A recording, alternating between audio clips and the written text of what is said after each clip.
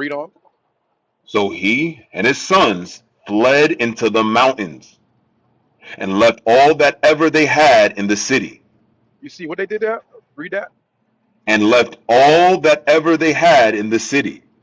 That's what being a pilgrim represents. You're not attached to your belongings. Most people, I'm not gonna say all of you, most people are attached to their possessions, their lands, their property, whatever it may be. And this is what I mean by you really don't understand how bad things will get. Not if, it will get. And this is what we're reading here historically. History repeats itself. This is during the time of the Greek captivity under Antiochus Epiphanes, under King Alexander the Great, when they ruled the earth. Our forefathers lived during that time. And they had to flee to the wilderness and left all that they have behind. Read on. Then many that sought after justice and judgment went down into the wilderness to dwell there. No, they went to the courthouse in downtown Dallas or downtown Atlanta or downtown Manhattan. They went where? Went down into the wilderness to dwell there. These people who sought justice, like we typically try to go to the system to look for justice. Today we go to the courthouse, we go to vote, we go to march, things of that nature. They understood that that does not work. It doesn't work for them. Here's a proof. Isaiah 30, I think in verse 1. We like to go to the system that oppresses us for solutions. Our ancestors didn't do that. They went to the Isaiah, book. Read that. Isaiah chapter 30 and verse 1. Woe to the rebellious children, saith the Lord, that take counsel, but not of me. And Wait, how do we take counsel? Going to find solutions to the system that oppresses us to help us or make our communities better. God said destruction to those who go get counsel from someone that's not from me. God's words is in the Bible. Read it from the top again. Woe to the rebellious children, saith the Lord, that take counsel, but not of me, and that cover with a covering, but not of my spirit, Uh-huh. that they may add sin to sin. So when you do that, God is telling you you're in the midst of sin when you seek justice or you seek uh, a counsel from a system that oppresses you. Read the next verse. He's going to be That very clear what he mean by it. He's going to make it plain now. Read. that walk to go down into Egypt, and You have see that? not asked, And that what? and have not asked at my mouth. So going down to Egypt is prophetic. Back then it was Pharaoh. Today it's America. So he's saying we go down to Egypt, meaning go down to America, the system, the policies, the voting, the mayors, the government, whatever you may call it, the Senate office, the senators. We go down to them and vote for them and go for their counsel, but not of the mouth of God. Read that verse 2 again. So he's That making it plain walk what he means if you didn't understand verse 1. This is what you're physically doing. Read that walk what? that walk to go down into Egypt, and have Uh-huh. not asked at my mouth. But you didn't come to God for solutions primarily. Instead, we go to, and this is not a religious connotation. We're not talking about go to your neighborhood corner store we call these Christian churches. We're not talking about that. That is not what God is talking about. Because in the churches they do not divide the word properly. It's prosperity doctrine, rhetoric, and testimonies of personal people lives. That's what is in a Christian church. That is not what God is talking about. His counsel is strictly biblical. So I just wanted to show that history right there in time that Greek captivity, and many more examples, but always understand that history repeats itself. So I'm gonna mute my mic there.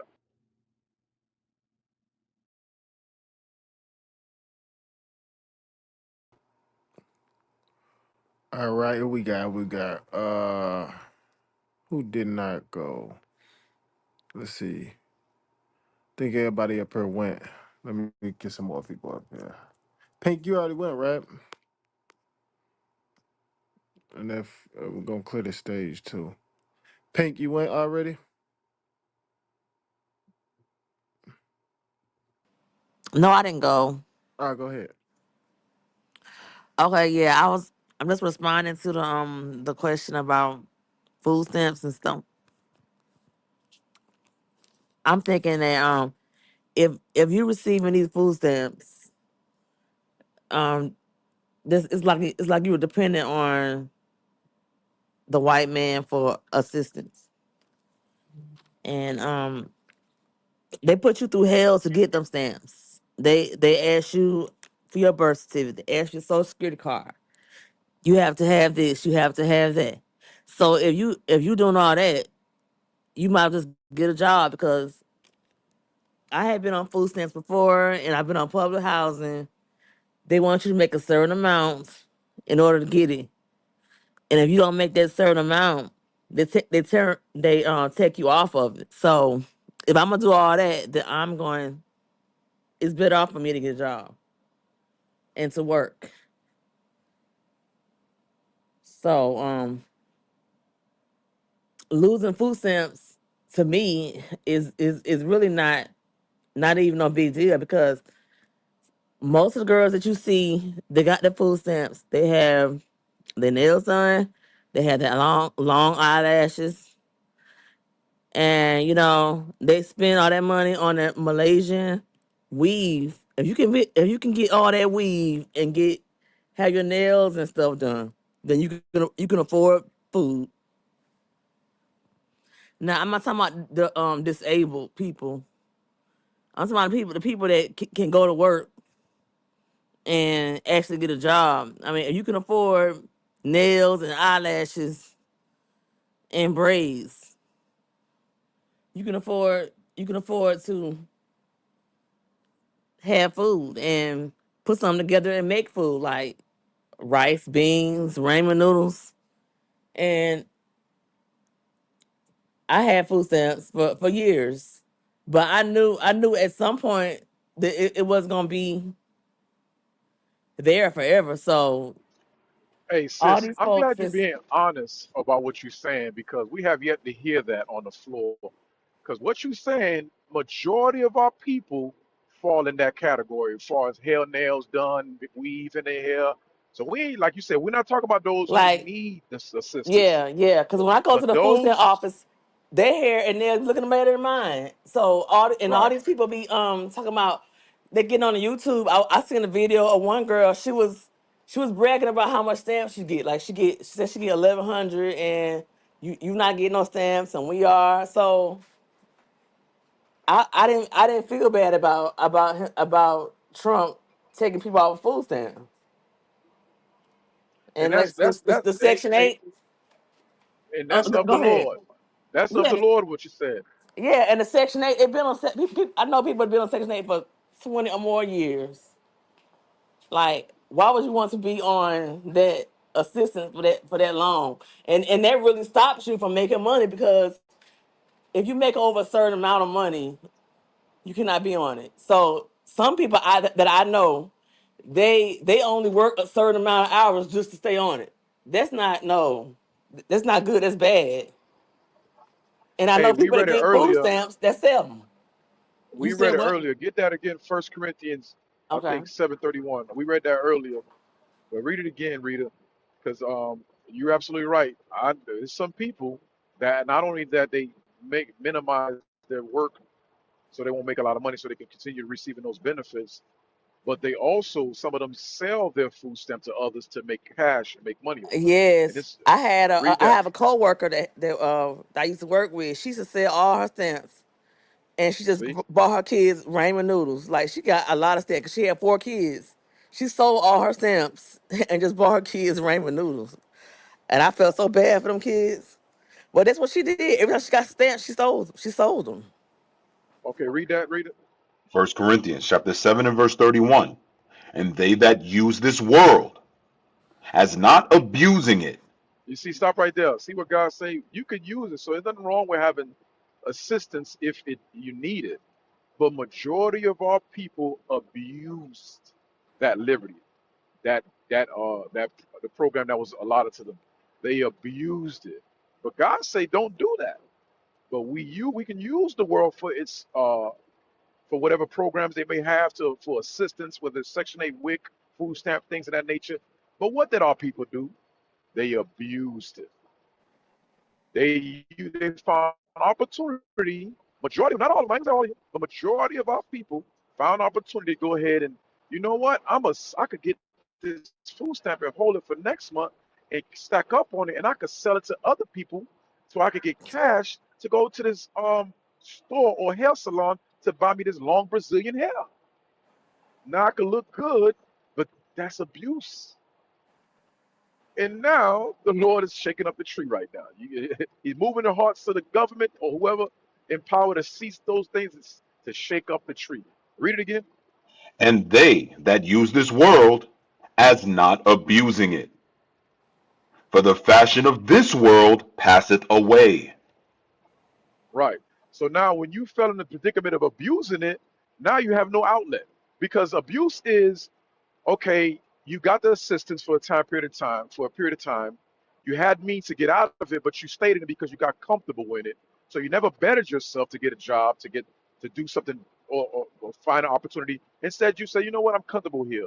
So now the fashion of the world is passing away, which is food stamp now is taken away. Now I don't know what I'm gonna do because you never built skills, you never went to school, you never.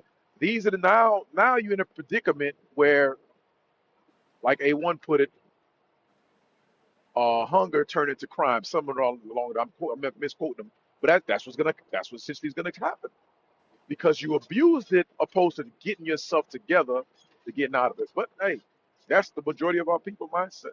And the solution is, in my opinion, it's a good job because when they offer you the food stamps, they offer you programs too to get on, and they offer you job skills and job training. But a lot of those women don't take them.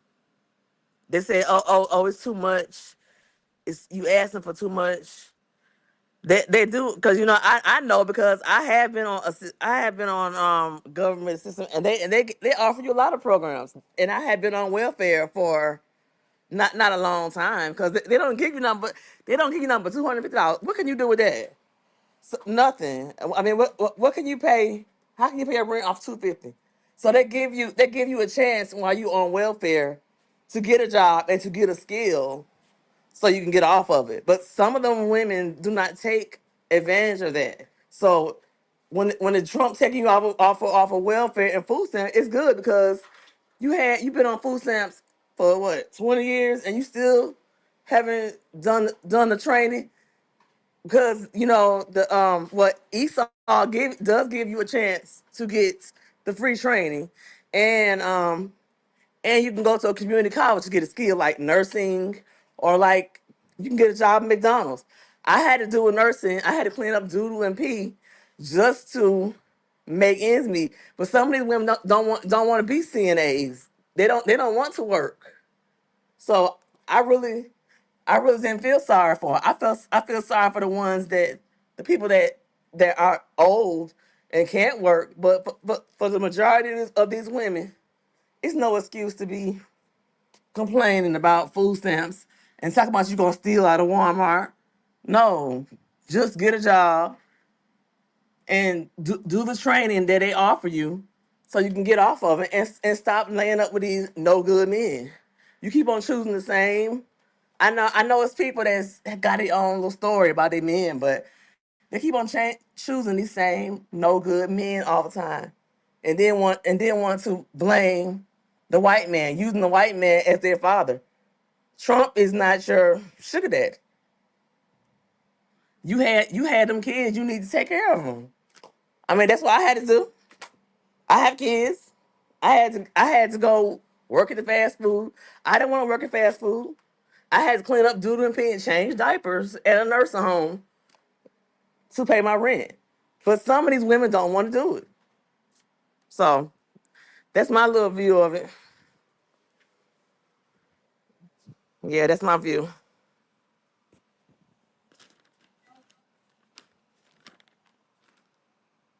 Shalom, I haven't spoke yet.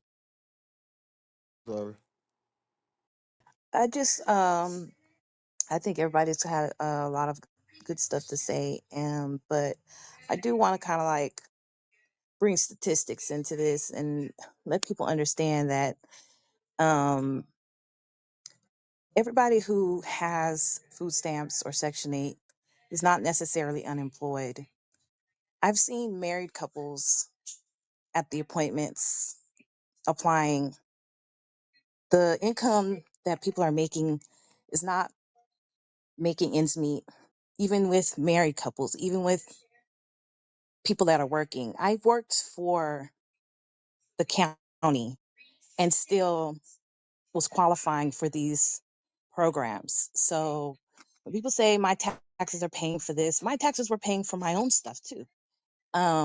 And if statistically there are more white people on benefits than people of color, they put these negative they put these negative things out about our community all the time that aren't always true. Like they say black men don't care about their kids. Statistically, that's actually not true. They make better fathers than any other race of people. Statistically, they say that we're all on welfare. That's false as well. There are a lot of people that are working and not on welfare. And again, like I said, statistically, there's more white people on it. And to be honest with you, if they do bring the food stamps back, like the court thing said, it wasn't for us. It's for them because statistically, they get more. There are more of them on it than us. So I just want people to understand that everybody who is on getting Section 8 or getting food stamps is not necessarily unemployed.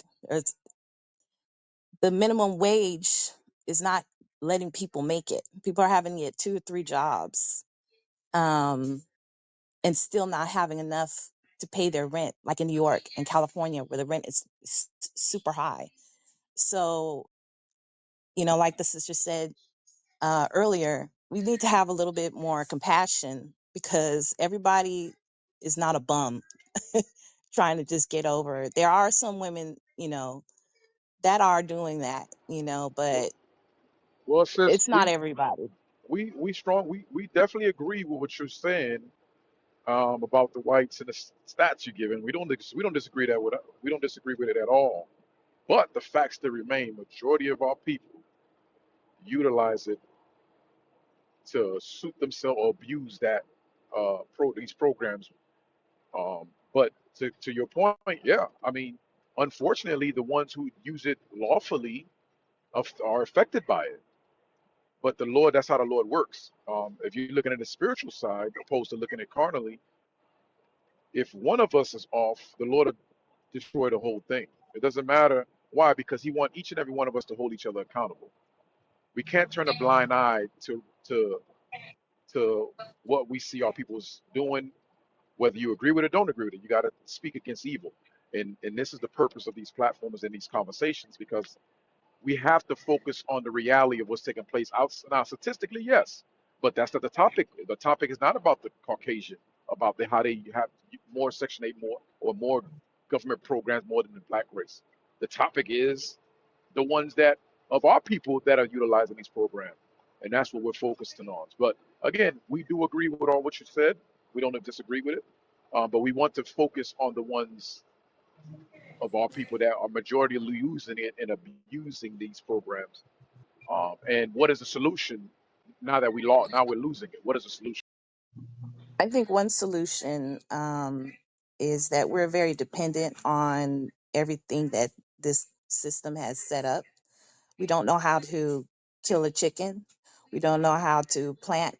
We don't know how to garden. We don't know how to clean water. So I think, like they were saying earlier, gather yourselves together. We need to gather ourselves together and start learning and teaching each other how to survive on our own with our own things.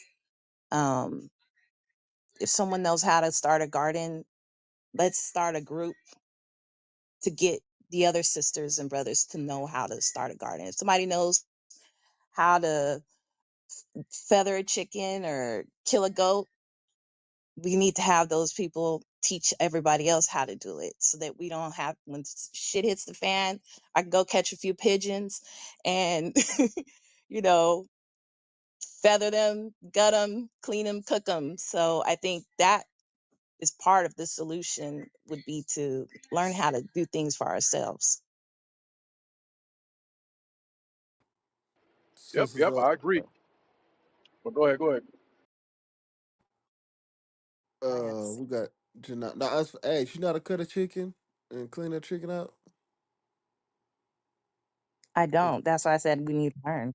Oh, It's Hey, definitely hey, need to learn and want to learn. hey, well, Definitely want to learn. sis, that what you're talking about, the things that you're saying that you want to learn, we do have programs that have done that. We do that right here in our organization. We've taught people how to process quail. Hell, I've got quails in my backyard right now that I know how to process, and it was taught to me. As far as, I wouldn't say pigeons, but yeah, quails. Same thing with goats. Same thing with gardens. We've got people that are in apartments that are doing small minor gardens out of 5-gallon buckets. So that what you're talking about, yes, it's already been instituted. It's here for the people. And if it's something that you want to learn, I mean, if you're not a part, you might want to come check us out, because those things that you mentioned, I'm we've a already part of the done and body. been doing for years. I'm a part of the body and definitely want to learn. Okay, Definitely want. okay. Well, yeah, there, as a matter of fact, there's I'm not sure if that channel's still active, but hell, there's a channel on quail processing, to where you can go in there and look at the videos, and you can ask for those that are, some of them are doing major farmings of quails. Like I said, I just got a handful in my backyard, but it was enough to learn to be able to understand the process. And let me see, I've had those Hey, three or where four you live? years now. Where I'm you right. live? I'm right here in Houston. So on the East Coast here, I had a few people trying it, and they all got killed, man. Damn. Ha, One they dude, don't know what they some doing, A1. They don't know. that's the story I keep hearing. That they went under the cage and killed like 21 of their chickens. Yeah, yes, sir. Hey, well, you definitely gotta protect them against the predators, because predators will a natural park. So I've got predators. I got hawks. We got coons. We got gators. We got snakes. All of that. You definitely got to protect them, the birds, the quails, from all of the predators.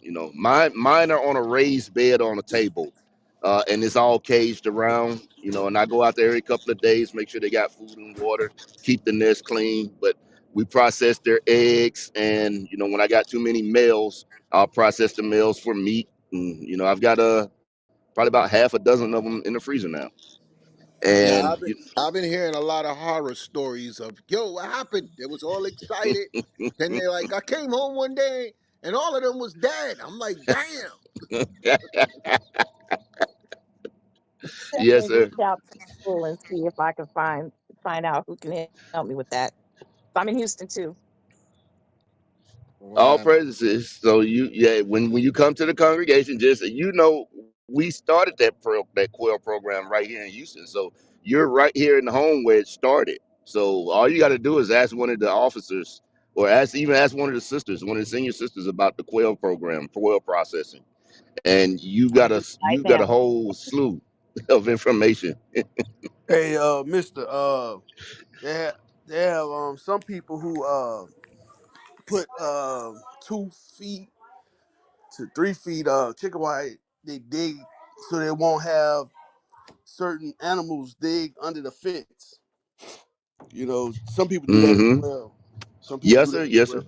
Yep. Yes, there's many different ways to do it, and like everything's specific. Me over here, we got a HOA. They're very strict. They peep around your yards and everything. So mine are out of sight, out of mind. But yet, they're right there in my backyard. You can't see them unless you literally come into my backyard. But yeah, I got them raised up off the ground on the table, fenced in all the way around, even underneath. Nothing can get in. They can't get out. But You know, those quails, they don't protect themselves from predators. You know, but if you protect them, you care for them, you watch over them, you feed them. You know, hey, they.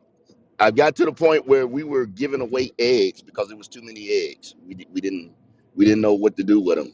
So you know, there's many different things you can do with them, and like I said, they're good for meat. Matter of fact, we got it. Hey, all praises to the leaders here in Houston. They came up with the idea. They went in the scriptures and found quails. Hey, Most High supplied quails for us in the wilderness, so let's go for it. You know, we tried. We're very successful with it.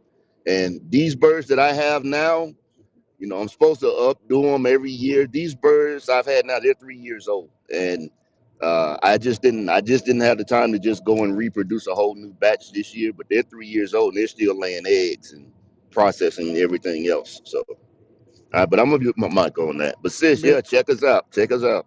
Hey, Mister, somebody said pigeon. Yeah, Uh, no, I don't know about pigeon. I wouldn't touch a pigeon. I didn't see pigeon in the Bible. I saw quail, Oh not pigeon. hell no!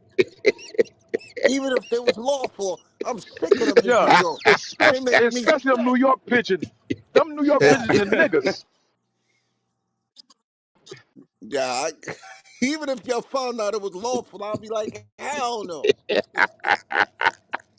Yeah, you gotta be mighty. I guess you gotta be mighty, mighty hungry to eat a pair. I wouldn't touch a pigeon.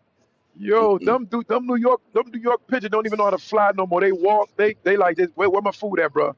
They don't even hunt. They just wait till somebody toss some bread. Man, them, in the sun.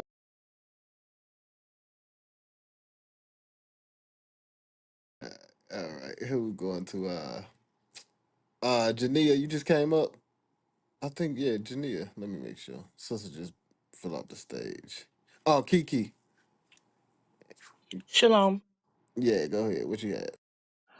Um, I don't have the solution. Of course, I'm looking for one myself. But what I did want to say is I do hear a lot of people talking about the masses of our people, which is what we're trying to address. And I agree with what most people have said, both positive and negative.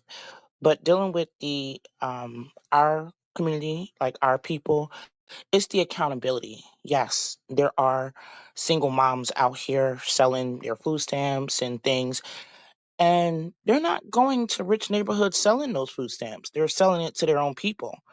So they're the ones buying them.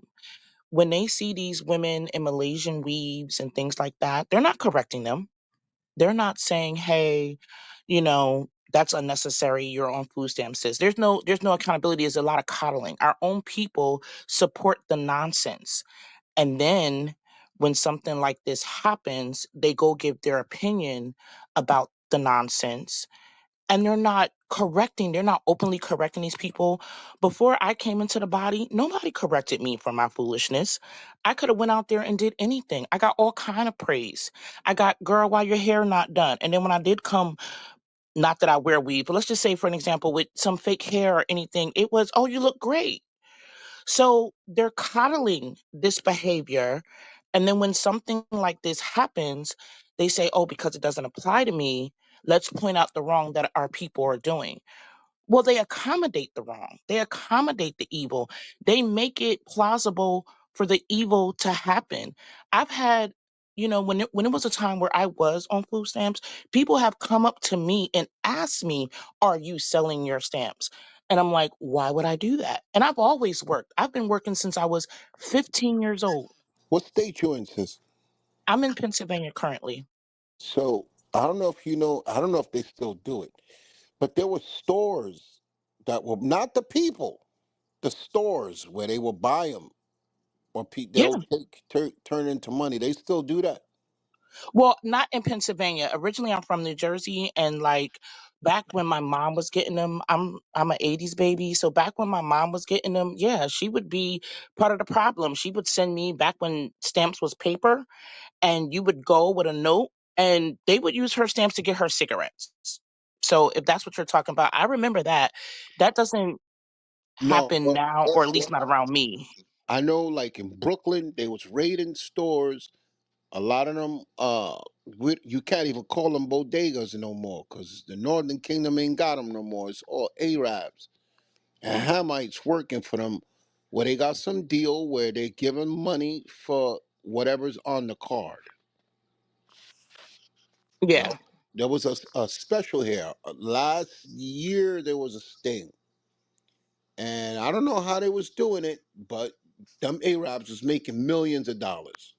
I believe that. I've heard of that and I've seen that, and that's what I'm saying. It's an accountability for the, like, people are making a cushion for the evil. I think if we openly rebuke our brothers and sisters for the nonsense that they're doing and the foolishness. I wasn't corrected enough as a child. I was not, before IUIC, I did not have the correct mindset. So yes, our people mindset is destroyed, but it's also our own people that's contributing to it. They're not, we're not selling our food stamps to rich people. We're selling it to our own people and they're buying it. And then they'll have an opinion about why the community is so bad, but they're also part of the problem. Hey, like I said, Kiki, when I was growing up, ain't nobody told me nothing about uh being a father, or it was just everybody was reinforcing the bad decisions that I made. And it's the same thing today, like what you're saying. Nobody's being accountable. Like I asked the sister earlier about 7 o'clock. I said, everything you're saying sounds good, but where do we have a black leader whose voice is being heard to tell these people? Remember, Bill Cosby tried to talk, and they tore him apart when he was trying to speak from a place of we need to start examining ourselves. It's like this cancel culture now where even if you do try, just like with us, when we was at 2018 gathering in Atlanta, nobody didn't want to hear nothing we had to say about the scriptures. And at the Million Man March, okay, when we were speaking and we was trying to tell them, look, we had the numbers. I said, all these young men here, we got them off the streets.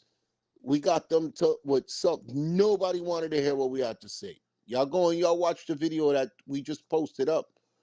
It's going viral because we listened to all these speakers, all those men that was talking about Islam, and the Honorable Farrakhan, who was not there. He should have been there for a 30-year anniversary since he started this.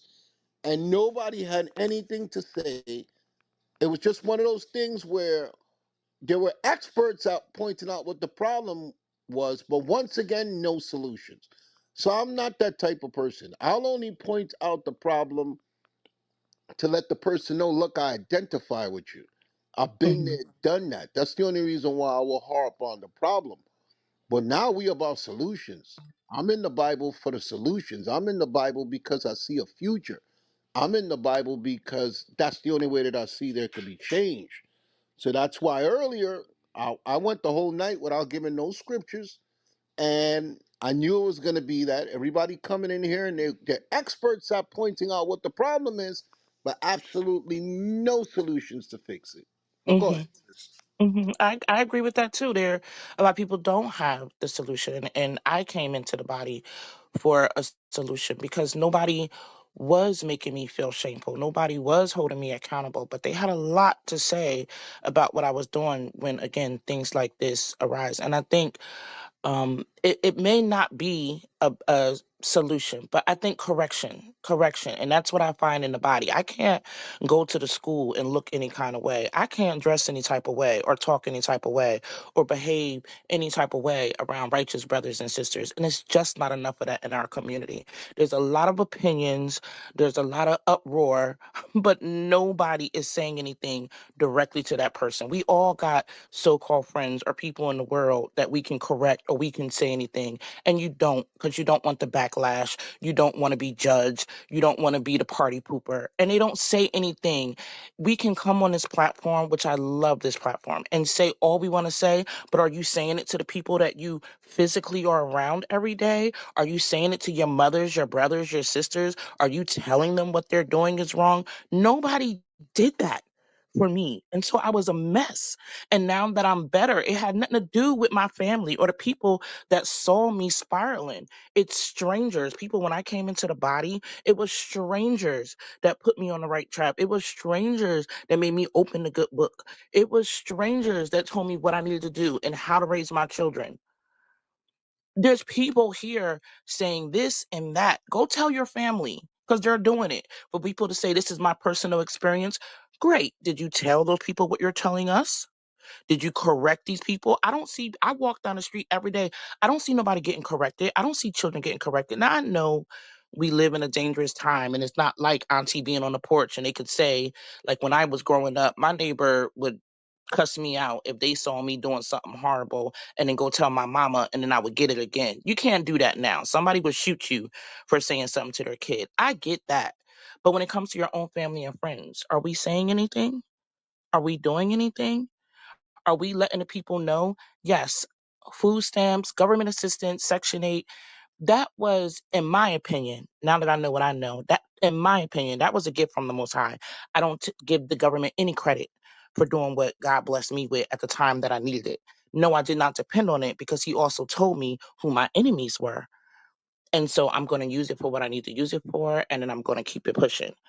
But let's not act like it's our own people that's keeping it going.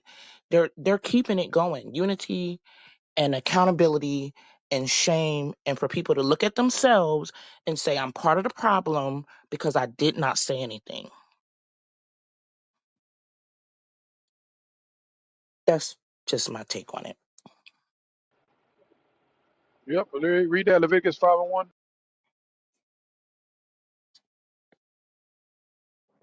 Leviticus chapter 5 and verse 1.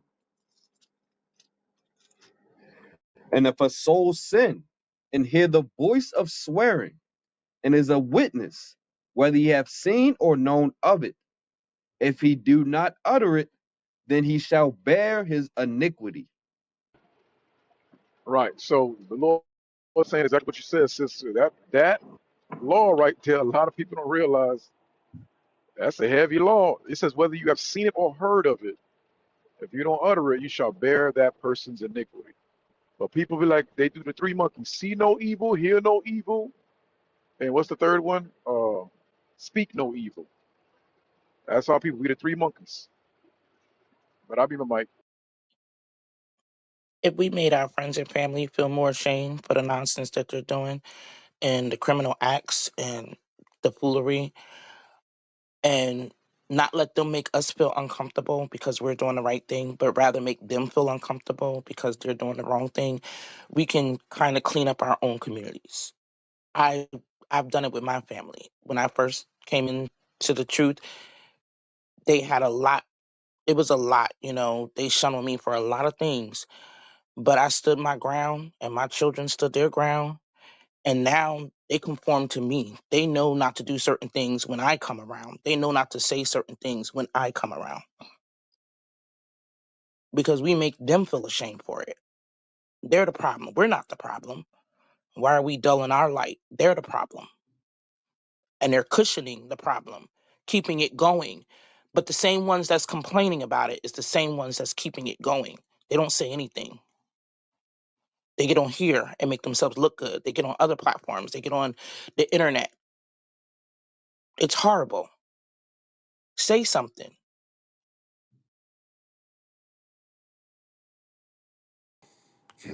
Thank you for your time, leadership. I appreciate you.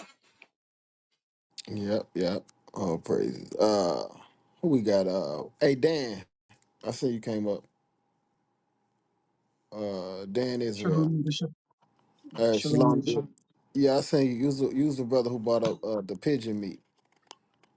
I was the one who said it's not lawful. You Somebody said, mentioned pigeons, and I said it wasn't lawful. oh, okay. Pigeons not. Get what he said? You can eat pigeon fried rice. Not at all, A1. No pigeon fried rice. It's not lawful. Okay, bro. I know there's I'm countries I'm, where they eat it. I'm Benji, but I'm not that sort of Benji. I've never even Okay. had rabbit. Man. Pertaining to the topic, I'm in the body. I congregate, but pertaining to the topic, which is a very Hey very Dan, important. This, yes, sir. I, You I in know you. Canada, right? No, I'm in the islands. I'm in St. Vincent and the Grenadines. Oh, Oh, well, you got affected by any of the storms? No, those storms were far north in the Caribbean, and it made havoc of Jamaica. Our brothers and sisters in Jamaica got it, the full blunt. And I think our brothers and sisters in Cuba may have been touched as well. But Okay. all the islands south of Cuba, south of Puerto Rico, sorry, were untouched. Do you normally ever get storms in St. Vincent? Yes, sir. We had one 2 years ago that made havoc on one of our sister islands. St. Vincent and the Grenadines, we're an archipelago of 32 islands. And the island of Union was hit and practically destroyed like Jamaica is today. Okay. All right. But if I may comment on the topic, what is the solution and what is the answer? And IUIC is the only organization that has been giving the answers for the past 30 years, and even more so today. Our leadership has been pointing us to the Bible, and the Bible is where all answers are and can be found. We are the reason we are in poverty and going through the terrible things that are happening to us today because we sinned and broke God's laws. And when you read Deuteronomy chapter 28, it's the answers are all there. And verse 1 of Deuteronomy 28 gives us the solution of where we are today. We need to come back to God's laws, keep his laws, recognize that we are Israelites, start living as Israelites, repent, and by doing so, all the protection aspect that God has put in the Bible will be upon us. Yes, it doesn't exempt us from being touched by storms, from being touched by things that are going to affect this world, because in Matthew 24, he tells us these are the signs of the last days. And if we fail to see the signs, we will fail to see the solutions of what we need to do to get where we should be so the Most High can save us. Because problems will always come. And where this food benefit that the United States has implemented on its people to keep them downtrodden and keep them dependent, it was all planned. That's all part of the crafty counsel that Esau has enacted across the globe. Yes, we don't have that food stamp business here in the Caribbean, but when America sneezes, we here in the Caribbean, we catch cold because whatever happens up there affects us down here greatly.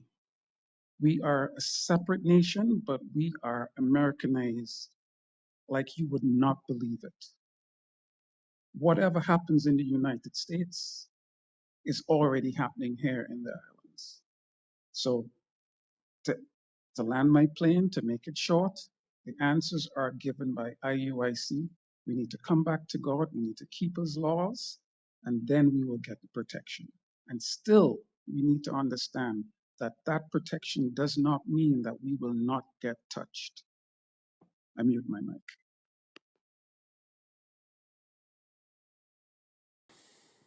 All right. Yeah, with that pigeon, I think it is lawful. I looked it up. They say pigeon is kosher or whatever. And I think I've seen it, I heard it before. I never heard that it was unlawful. Because people asking in the chat, is it lawful or unlawful?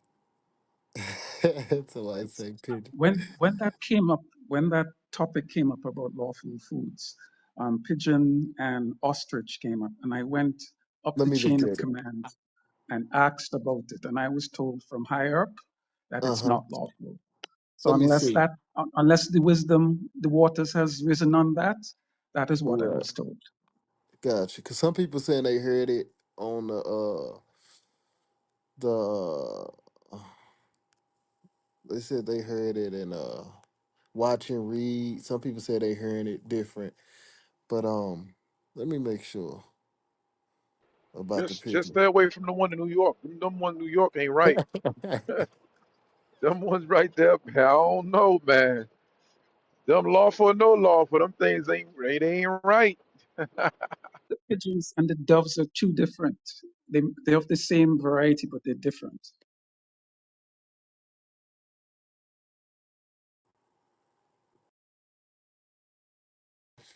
Young Simba, what going Hey, to? Shalom, what's going on with y'all?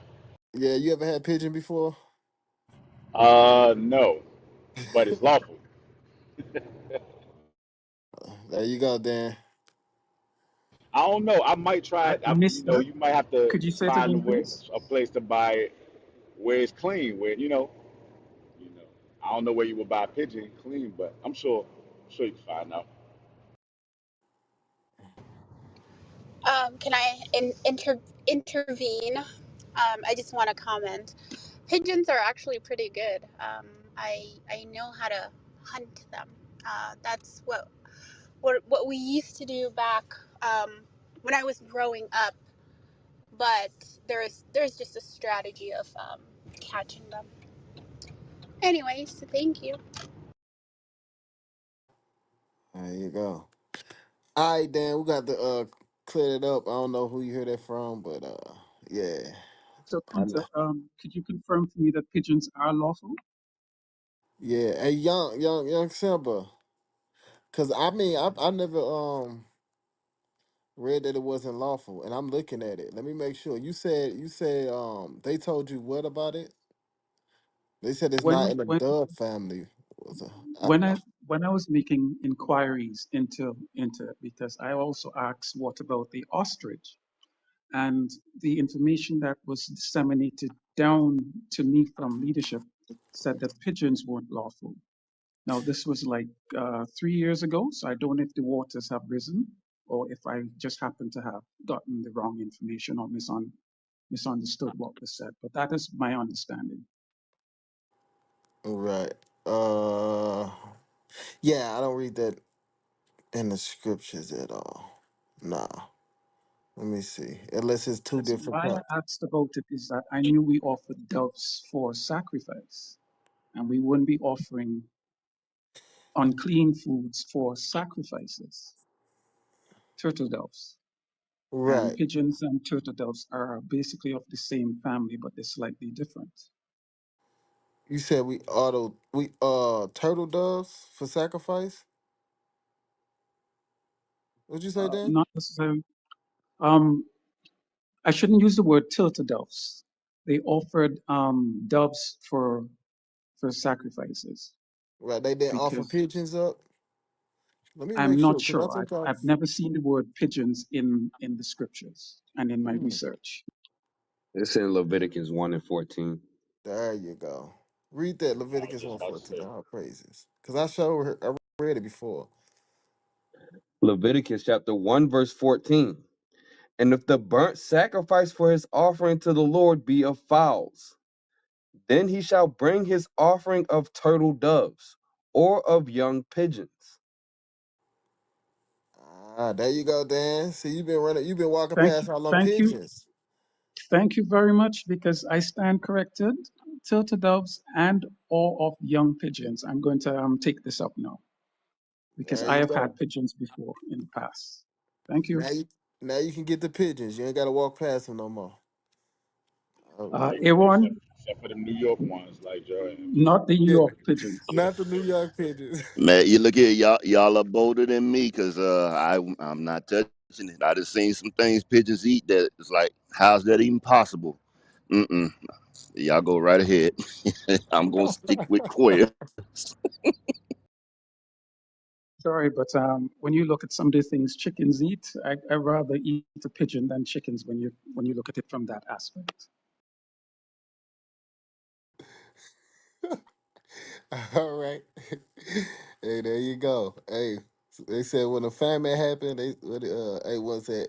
You eat anything, but hey, it's lawful though. So yeah, keep that in mind. No people's asking in the chat. It's lawful, y'all. Pigeons is lawful. All right, who we got? Hey, relearn. I see you come up to the stage. Relearn. Relying Israel. Shalom, leadership and Hey, family. hey, shalom, shalom, sis. What you got to the topic? To address the topic, I would say the ultimate solution is gathering together because our Father in heaven, who cares more for us than anyone in this world, said so. You know, He made us, so He knows what we need and how we will survive. In the meantime, those out of the body, they can use resources that they have.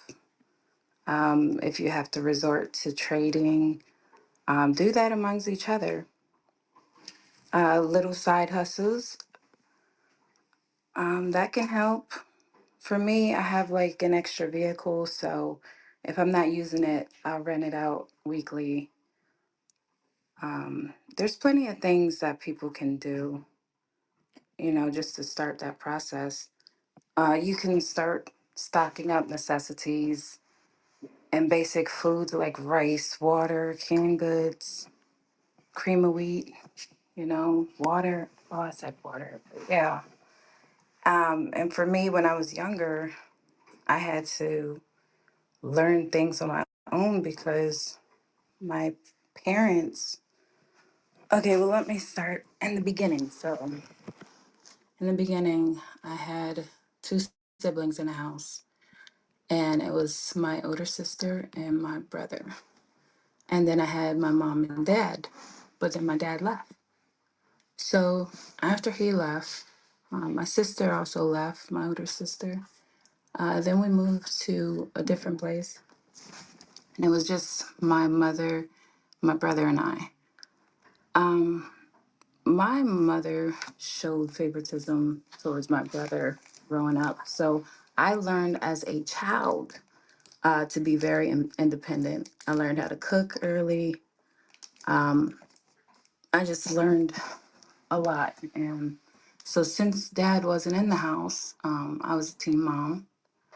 And, you know, I just thinking, you know, the Lord gave me a brain, you know, He gave me a brain to think. So I had to think about how I can provide for my child or children. And so that's what I just continued to do throughout the years. When I got married, my ex husband, he did not want me to work. He is from Africa. I guess that's how they do it. And I'm, you know, being so independent, I didn't learn how to be a mother, a wife. So I wanted to work. I did not want to stay home.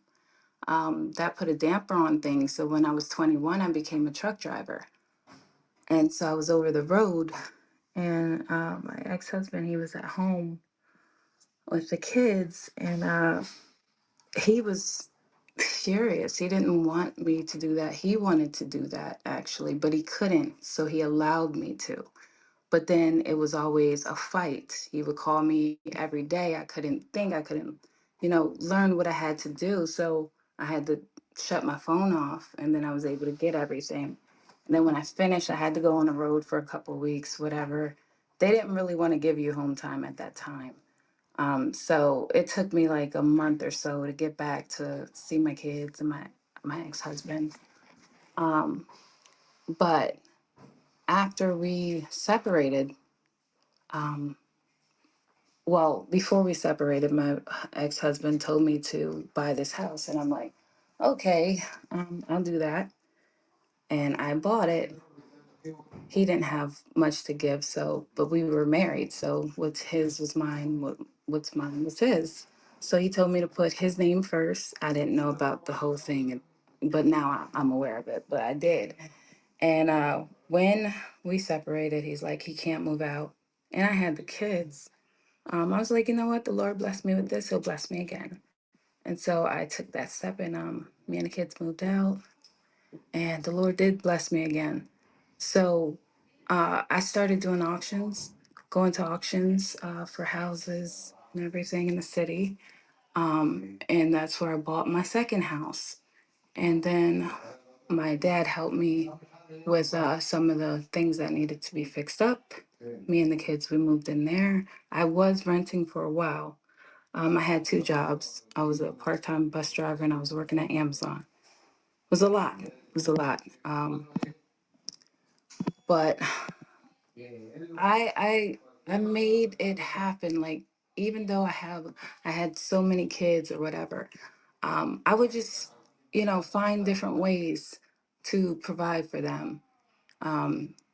I before when I tried to get Section 8, I could never get approved for it for some reason, even though I had so many children.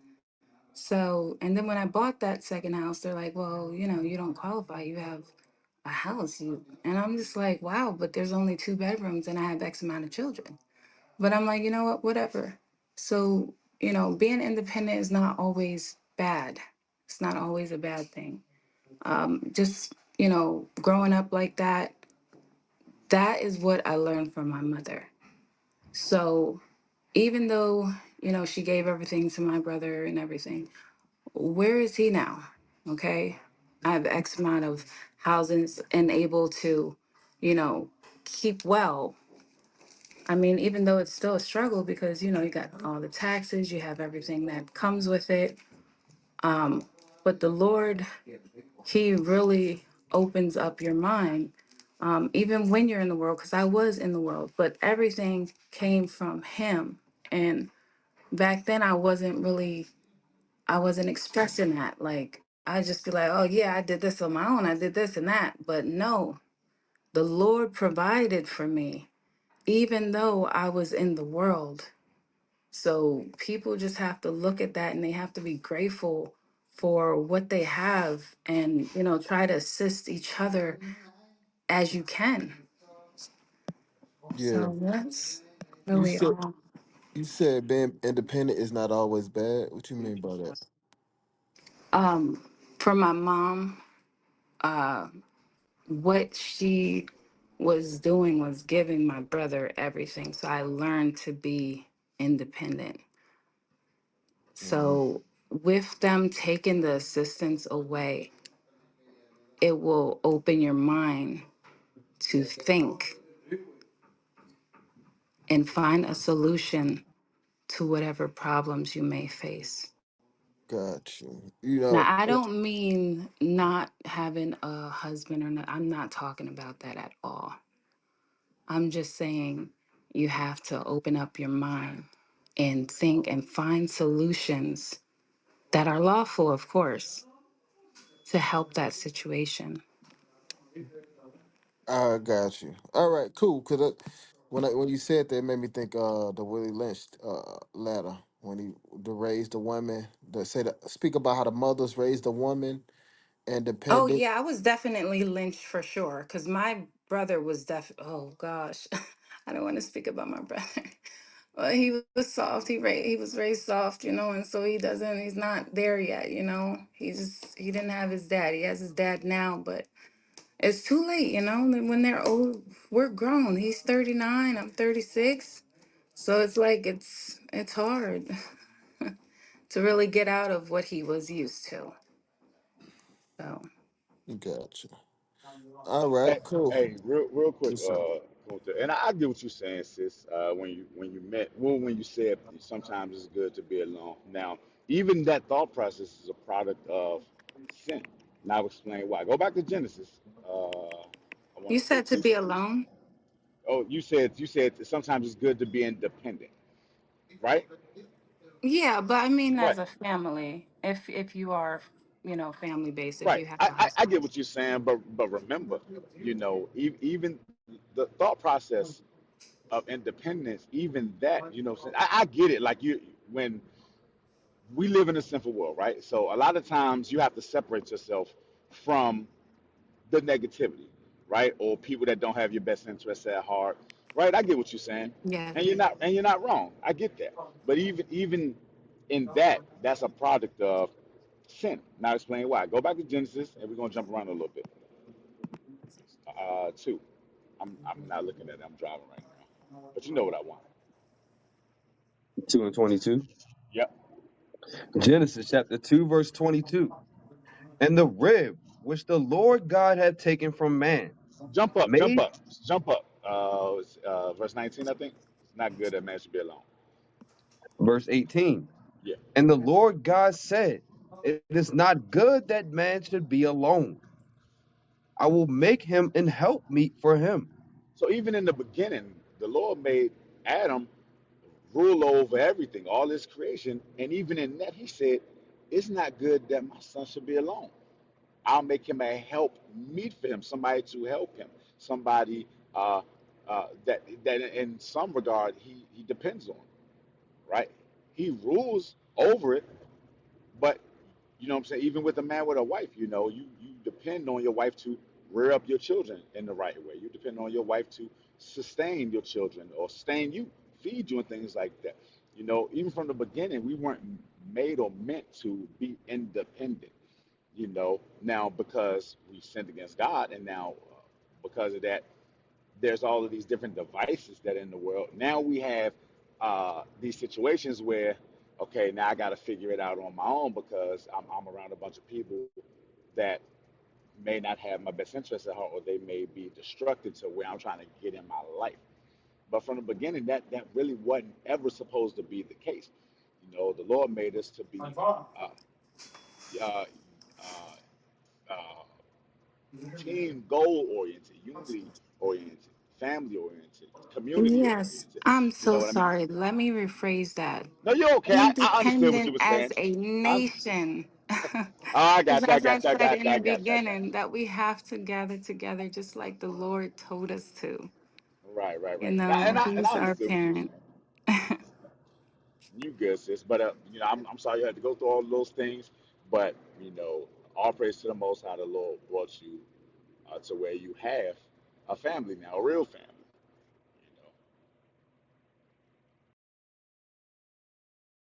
Get that in Ecclesiastes 4.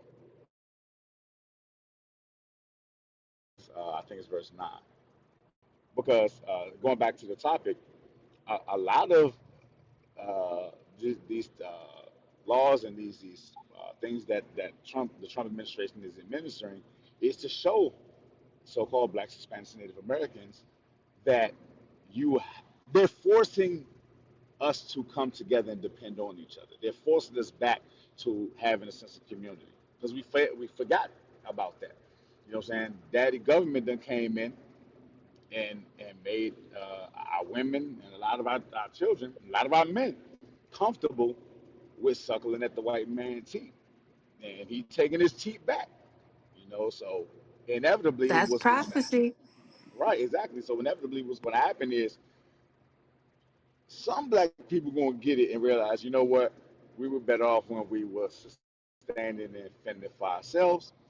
And some black people just going to die. It just is what it is. They're going to continue to cry. They're going to commit crimes. They're going to do everything that is counterproductive to them sustain themselves as a people, and they're gonna die. It just is what it is, unfortunately. Read what you got. Ecclesiastes chapter 4, verse 9. Come on, Two are better than one, read. because they have a good reward for their labor. Right. So the scriptures say two are better than one because they have two of y'all. Y'all can, that's double the labor. That's double the gathering power. That's double the finances. That's double the, resources that y'all can acquire. Even if you're doing it by yourself, you might be making headway, but if you got somebody else that's minded the way that you're minded, then that's doubling everything. The Lord always push unity, push together, push. We're stronger in numbers, right? For if they fall, the one will lift up his fellow. But sometimes it happens. Sometimes things happen. Sometimes you get a bad deal. So if you're with somebody, they can help you in a time of need. They can strengthen you. They can hold your arms up, so to speak. You know But woe to him that is alone when he that falleth. that's where a lot of people are at right now. That's why you see a lot of people online on social media complaining and wondering what they're going to do. Daddy government talking about taking my benefits away, and I'm concerned. I'm annoyed. I'm worried. I don't know what I'm gonna do. Read. For he hath not another to help him up. Because a lot of people that have been dependent on daddy government for 5, 10, 15, even 20 years, some people generational daddy government benefit takers. And now you at a position where you done burn bridges, you done cut certain people off, not because they were uh, counterproductive to your life, but because they may have told you something real about yourself that you didn't like, and now you're not cool with them no more. But now you in a position where you might need them now, but you done burn some bridges. You done gave some people your so-called ass to kiss. Now daddy government ain't there no more, and a lot of these bridges you got to go back and repair. You got to go back with your tail between your legs, and you gotta humble yourself. And that's what a lot of so-called blacks, Hispanics, Native Americans gonna have to do if it can be done. Read. Verse 11. Again, if two lie together, then they have heat. Come on. But how can one be warm alone? Read. And if one prevail against him, two shall withstand him. Read. And a threefold cord is not quickly broken. Was that it? Yes, sir. Right. So God always told us we greater in numbers, and that don't mean just a bunch of random numbers because we get hyped up when we see, you know, back in '95, I was like a little jit in '95 when the first Million Man March, and I was impressed. I'm like, yo, but years later, ain't nobody, everybody can come together for good ideas and stuff like that. But once you leave, you got to implement those ideas. And even today, the proof is that nobody really is sincere about implementing real change in the black community. So the Million Man March is not that anymore. It was a spectacle, it was a big thing, and now it's nothing no more because when it comes to putting these things into action, we still haven't gathered together to the point. We still have an individual mindset. We still got every man out for themselves. I'm gonna get me, you get you. You get your money, I'm get my money. And if we do come together for something, it's always foolishness. It was a lot of these people that was complaining about their food stamps. But I bet you this. I bet you they was out there celebrating Halloween, trick or treating, and getting candy with Benadryl stuffed in it and stuff like that. And those are things that you should be focusing on. How about take that money that you went out there and bought that Halloween costume, bought all that dang candy, and stock that up, and go get you a couple of 5 pound bags of rice, or 25 pound bags of rice and some beans. You know, make some goulash or something like that. That's what you should be doing because it's rough times ahead. Rather than complaining and crying on the internet, it's crazy, bro. I mean, I blame Show Enough personally. That's me, but you know. I guess there won't be no Thanksgiving for them, huh? Oh, for some of them, it's gonna be some Thanksgiving. They gonna go and steal. You know what I'm saying? Get Oh that in God. Isaiah. Get that in Isaiah, bro. Yeah, I mean, in pride. Yeah, they Right. gonna go steal, bro. Go I ahead, don't Show know. Enough. I Now don't I know. do I have a don't know what I. I question. don't know what I done did. You blame me for the government shutdown? Damn. You're right. I blame you for the government shutdown, bro. It's your fault, bro. Yeah, I've always wondered because I was in the military at one time when they had the government shut down, and I still had to go to work. And we were still training, we were still going out to the field. There were still deployments, and when I hear government shutdown, I hear government shutdown. That's what everything stops. So how you got a government shutdown, but the government still moving, still going about their business? It's I don't understand. I don't get it. I do have a question if someone can answer. Yeah, go, Because sister. I'm still new in the body. When worldly, people in the world, when they do need help, because I was always helpful and everything, and try to put them on, because I believe in, uplifting our people and just, giving them ideas and stuff like that. When, hard times come and they need help with something, like, do I help just the body, or is it, worldly people too? Because I have tenants, and when they can't pay rent, like, what, you know is there any kind of Yeah, anything you could tell me, any advice? to Yeah, give me? that's a good question, sis. That's a real good question. Oh, dang, look at me, man. I hope y'all ain't hear that. I slid off the road a little bit. Get down to Sirach 12 real quick. That's a good question. It's a very good question. Actually, get Sirach 6 first, and then we're gonna get Sirach 12, 6 and 7. Sirach chapter 6, verse 7. Come on. If if thou wouldest get a friend, prove him first. Right. So uh, that's going into the people in the body. Right now, we have the opportunity to prove each other while we have a little bit of liberty, while we have a little bit of uh, succor, right? Things are getting bad, but they're not quite there yet, you know. So while things are seemingly peaceable. That's what we're supposed to be proving each other. This is where, keeping the Sabbath. This is where, leadership has done an excellent job of facilitating an environment where the school is pretty much open as much as you want it open. You know, many schools have weekly classes. We have mandatory Thursday classes. We have a gang of Sabbaths where we open. You know, schools are always open. It's always an opportunity to get around your brothers and sisters. Not to mention, in your spare time, you should be facilitating relationships with each other outside of the school. This should be a lifestyle change. So you shouldn't even have to get to the school to where you're getting around your brothers and your sisters. We open our houses up. Brothers come over, we eat, we go over scriptures, we might have a drink. We might go out to a pool hall or go bowling or something. There's always opportunities for us to get around each other. And in that, you're proving each other. You're proving each other. What kind of man is this person? What kind of sister is this person? In adversity, are they going to dig their toes in, or are they going to skedaddle? These are things that you're proving when you're dealing with each other. Read it again. If thou wouldest get a friend, Huh? prove him first, Come on.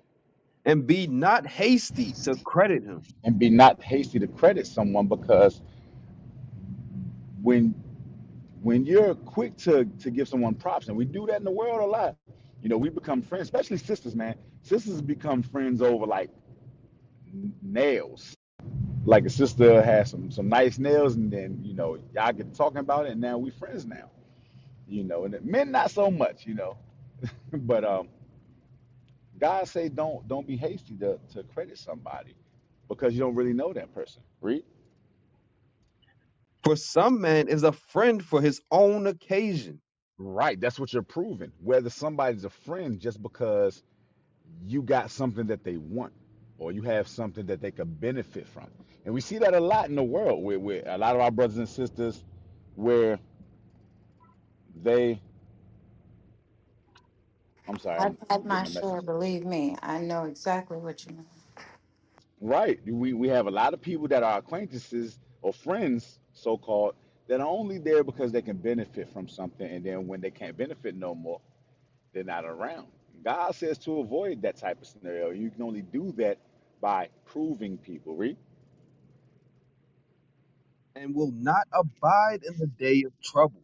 And will not abide in the day of trouble. Come on.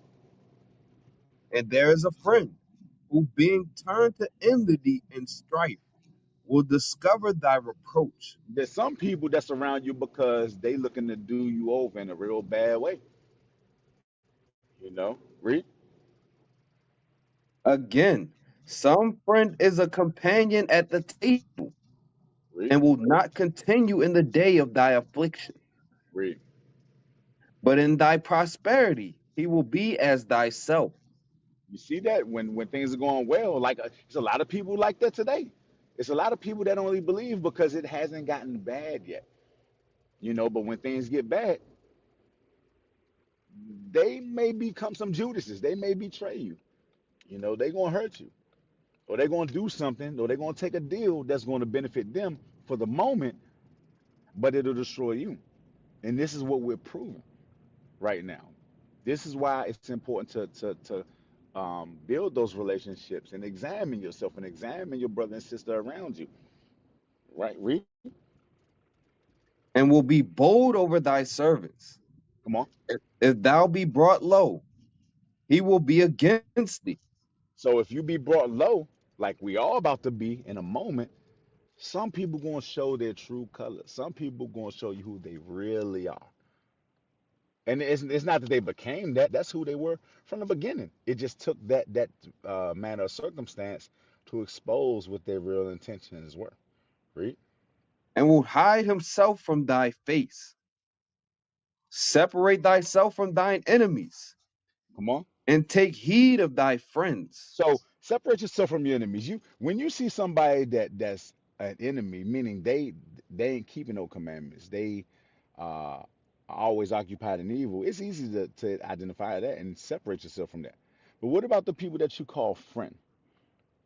God said take heed to those people because in a lot of instances you really don't know if they're your friend until uh, a situation arises where you're down real bad and you really need them, and are they going to be there for you? Me and my wife was watching John Wick a couple of nights ago, and I think it was like the fourth one where he was dealing with Moab or Ammon, one of them dudes, but he had asked the dude, why'd you let me in your hotel? And my man said, he said, you can't be a friend, something to the effect of you can't only be a friend when it's convenient for you to be a friend. Meaning the fact that I'm even helping you, even at the risk of my own life and my own safety and my family, is proof that I'm really your friend. Because now you in the midst of adversity, and being your friend could jeopardize me. But that's what proves I'm really your friend. Is when you need me, I'm down 10 toes. It is what it is. And if they Hey, come for me, go ahead. there was a sister that she kept telling me about this guy at her job. And she's like, look, I want to do everything right. He says he believes. He wants to he's been talking to me for a while. And she was like, look, you gotta meet the man at my church first. So the guy was like, bet, I'll go meet him. And she told him, better yet, you don't want to come to the church, or maybe too much for you. Just come in the clubhouse and listen. Man, that nigga listened for one night and was like, that's all right. Me and you don't have to talk no more. So, so he told her, he was like, yo, why you was all pursuing me and you wanted to be with me? And once she heard how we speak, because like you were talking about the friendship, he heard the kind of men that she was learning from and she was with and she was around, because he tried to push up on her because she has a head wrap at work. She got a skirt. She ain't coming there like no hoe. So he thought she was going to be an easy target. Nigga listened to this clubhouse one night and told her, nah, that's all right. So when she finally was like, yo, what happened? I thought you was, you was pursuing me. She was like, yo, I can't stand that old nigga with the glasses. Damn. Wow. She was so mad. And what was crazy was he didn't even want to be around her once he found out she was in the truth. She was living her life as an Israelite. And she was going to have to deal with men like us. So that friendship thing that you're saying, that you're trying to explain, there's safety with that. And she was like, yo, I dodged a bullet because he pushed up on some other girl now on her job, because they was always saying how cute he was. And for some reason, he singled her out. But you don't know what it is to be around people that you know got your back. And that's what it was. He ain't come straight out and say it. He just said he didn't like me because he heard me here talking one night. And he was telling her, oh, you better watch your back. She was like, no, you need to watch your back. For the first time in my life, I got men that truly care about me. So what you're saying about the friendship and having the right people around and have people to have your back, that's rare. So I just wanted to put that out there. Hey, yes, sir. That's excellent. Get Sirach 11 and 2 real quick, just to kind of to land back off that point, because that is the point. And I'm still getting to your question, sis. Read this real quick. We're going to jump from here to Sirach 12. Sirach chapter 11, verse 2. Read. Commend not a man for his beauty. Cause a lot of sisters will think a nigga is their friend because he look good and he talk sweet to you. I'm gonna share something with sisters. Men got, I ain't gonna say that. Men got game. They know what to say. They understand what y'all want, what y'all like to hear. They get that. And it's a Negro somewhere that's been watching you, been paying attention to you, so he can run game on you. And he'll put himself out there like he your friend. And he'll care about all the things you going to. Yeah, yeah. So your man not helping you with the dishes, girl. Yeah, man, I used to do dishes all the time back in my mama house. He's still living with his mama, but you don't know that. Read. Neither abhor a man for his outward All appearance. right, but it's brothers that care about you. That's why a lot of time when it comes to this marriage thing, a lot of sisters and brothers for that matter will pass up a good brother or a good sister because carnally, that's not my type. Well, if your type was your type, you'll have your type. You'll be married to your type. Clearly, your type ain't what you need. Your type is supposed to be a righteous brother or a righteous sister. God said, don't commend a man for his beauty. Don't commend a sister for her beauty either. What's in their spirit? But I digress. Get that in Sirach 12 to get back to your question, sis. In the day of evil, who should you be helping, right? Because it's going to touch everybody. It's going to touch the righteous and it's going to touch the wicked. Who should you be helping? Read. Sirach chapter 12, verse 1. Read. When thou wilt do good, know to whom thou doest it. Read. So shalt thou be thanked for thy benefits. So God said, when you would do good to somebody, know who you're doing it to.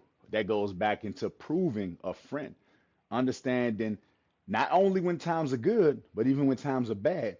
Who is this person? And are they really with me and for me? Or are they only with me and for me because things are good, but then when I'm down, they against me? So that process would have already happened to where now you can apply this. Read verse 1 again. When thou wilt do good, Come on. know to whom thou doest it. You would have proven him already, so you know who you're dealing with. Come on. So shalt thou be thanked for thy benefits. Read. Do good to the godly man. The godly man, or the godly woman for that matter, is somebody that you know for a fact that is keeping the commandments of God. And this has been over a period of time. They at the new moons, they at the Sabbaths, they wearing their fringes. And they ain't just doing it because, it's a social club. They doing it because they fear the Lord. You would have cultivated a relationship with these people over time. You trust them. Read. And thou shalt find a recompense. Read. And if not from him, yet from the Most High. So what about the people that are in the world though? You may care about them, you may like them even. They may have been peaceable to you. Read. There can no good come to him that is always occupied in evil. God said there's no good that can come to somebody that's always occupied in evil. A lot of times we be wanting to help people that God is judging them. God jacking them up because they ain't right. They in the midst of evil and they won't repent of it. And sometimes in us wanting to help out people, you know what I'm saying, which is good to have a heart towards your people, but you got to guide them towards the law, statutes, and commandments so that they can repent, not put yourself between them and God's righteous judgment. And sometimes we do that. God said, don't do that. There can no good come to him that is always occupied in evil. Read. Nor to him that giveth no alms. Come on. Give to the godly man, Read. and help not a sinner. Read that again for my sister. Give to the godly man, and help not a sinner. Come on. Do well unto him that is lowly, but give not to the ungodly. God said, do not help the ungodly. Don't do it. Read. Hold back thy bread, Hold back your bread, hold back your resources. Read. and give it not unto him, And give it not to him. Read. lest he overmaster thee thereby. Read. For else thou shalt receive twice as much evil for all the good thou shalt have done unto him. You ever done something real good? You ever looked out for somebody, like sincerely, and only in the end for them to stab you in the back or say you ain't never done nothing for them or you evil to them. You ever did that, sis? That's me, Yeah. especially with family members. Oh my Well, gosh. there you go. I gave God's up a piece of my body. right. God said, don't do that to evil people or I'm people talking that's about an organ, by the way. Sorry. yeah, yeah. I picked up what you was putting down, sis. You know, right. Remember, scriptures say, charity think of no evil. I ain't think no evil, sis. I knew you was talking about like an organ or like maybe a blood transfusion, something like that. But God said, don't help those people. You don't help them because if you do, they're gonna return to you twice the evil for all the good you meant to do to them. So when that day when things get evil, you know, I, mm, I would steer clear of people that's occupied in the midst of sin. You know, I would steer clear of those things. I would You know, say for everyone just to be careful, like, because even if somebody, family members in the body, you know them, okay, for life because they're your family. So I would say, just be careful, be aware, because now I am. And I'm absolutely following that now, but before I was not. And that's why I asked, about the people in the world because, like I said, I have tenants and sometimes they have hard times and I'm like, okay, I'll give you another week, stuff like that. And so yeah, I I'm, just I'm need not. I'm not counsel saying. I'm not saying sometimes. because you in a position where you can be a benefit to those people. Get that in Matthew 5 real quick. Matthew 5, and I think it's 13 or 15. One now. Matthew chapter 5, verse 13. Read. Ye are the salt of the earth, Come on. but if the salt have lost his savor, wherewith shall it be salted? Read verse 13. That's what I wanted. Verse 13. I mean, verse Ye, 14. Excuse me. Verse verse 14. Excuse me. 14. Read. Ye are the light of the world. So the fact that you understand that you're an Israelite and you have tenants, right? You're a property manager, I'm assuming, Property owner. or property owner. Okay, all praises. So you're in a position where you can be of some benefit to your people. There's nothing wrong with having compassion on your people. That's good if it leads to them potentially repenting, because you can't do that with everybody. Some of our people are niggas, sis. You understand that? Yes, and sometimes I know it's probably unprofessional, but I'll send them to the clubhouse. No, no, no, no. That's where you want to send them, sis. You know, that's where you want to send them. But because you can be like a bystander. Okay, I'll be listening to this thing and it's interesting to me. Maybe it'll be interesting to you too. So you're addressing it from a third party perspective. Uh, they can't really say guilty by association. So that's a good place to be. But you're in a position where you can, be of a service to our people and show them some compassion because the world is out for them. And a lot of them do need maybe a week or, a couple of days to kind of get their things together so that they can sustain themselves. So it's nothing wrong with that, sis. Just Another question on just don't top put of yourself that. in, just don't put yourself in a position like that for everybody, or just anybody, because you still have a business that you got to run, sis. You understand? Go ahead, Right, show enough. right. Yeah, all praises. Yeah, read Ecclesiastes 29, when you start at verse 18. And read it, look up the word suretyship real quick. But Sirach 29, verse 18. Sirach chapter 29, verse 18. Hmm. Curatorship have undone many of good estate, and shaken them as a wave of the sea. Mighty men have they driven from their houses, so that they wandered among strange nations. Right. It says suretyship have been the undoing of many that have been in a good position. Can you look up the definition of suretyship? Read it. Suretorship is a contractual relationship where one party, the surety, agrees to be liable for the debt or default of another party. Right. It's essentially today, people, you heard of the term co-signing, right? Being a property manager and so forth. Yes, Where you make yourself responsible for that debt if the primary party don't pay for it. yes. It's the same thing in this particular situation, especially being a property owner. Yeah, it's good that you want to help your people, but like Young said, it's a business at the end of the day. right? So you Right. put yourself in a surety-ship position where now you're going to have to account for the debt that somebody else is not paying. God said it could be the undoing of you, you know. So grace periods, I can understand that, but I'm gonna tell you straight, people be taking advantage of it. My brother just bought an apartment complex. He tried to do the same thing with an older gentleman that's staying there. They take advantage of it, you know what I mean, especially dealing with those who are in the world. And like Young was saying, this all these things that we're going over is kind of subjective. It depends on upon the situation and the people that you're dealing with and so forth. So don't put yourself in a place where now the debt that somebody else should be paying can undo your position that you have. So now you're going to be the one asking for assistance and so forth, right? Same chapter, jump down to verse 20. Verse 20. Help thy neighbor according to thy power, and beware that thou thyself fall not into the same. If you have the ability to be able to help your neighbor, it says help them according to your power. But make sure you don't fall in the same situation. So now we overextend ourselves trying to help somebody else, and now we're gonna need assistance. God said, don't do that to yourself. You're gonna undo yourself in those situations. Now, as far as helping those who are in the world, many of, all of us have parents. There have been times when even like my mother, she needed assistance with light bills, maybe a water bill or something like that. My brother, he may have needed assistance, but it's reciprocated, right? Like Young was speaking about earlier. I think I heard him speak about it as far as being, received into those everlasting habitations.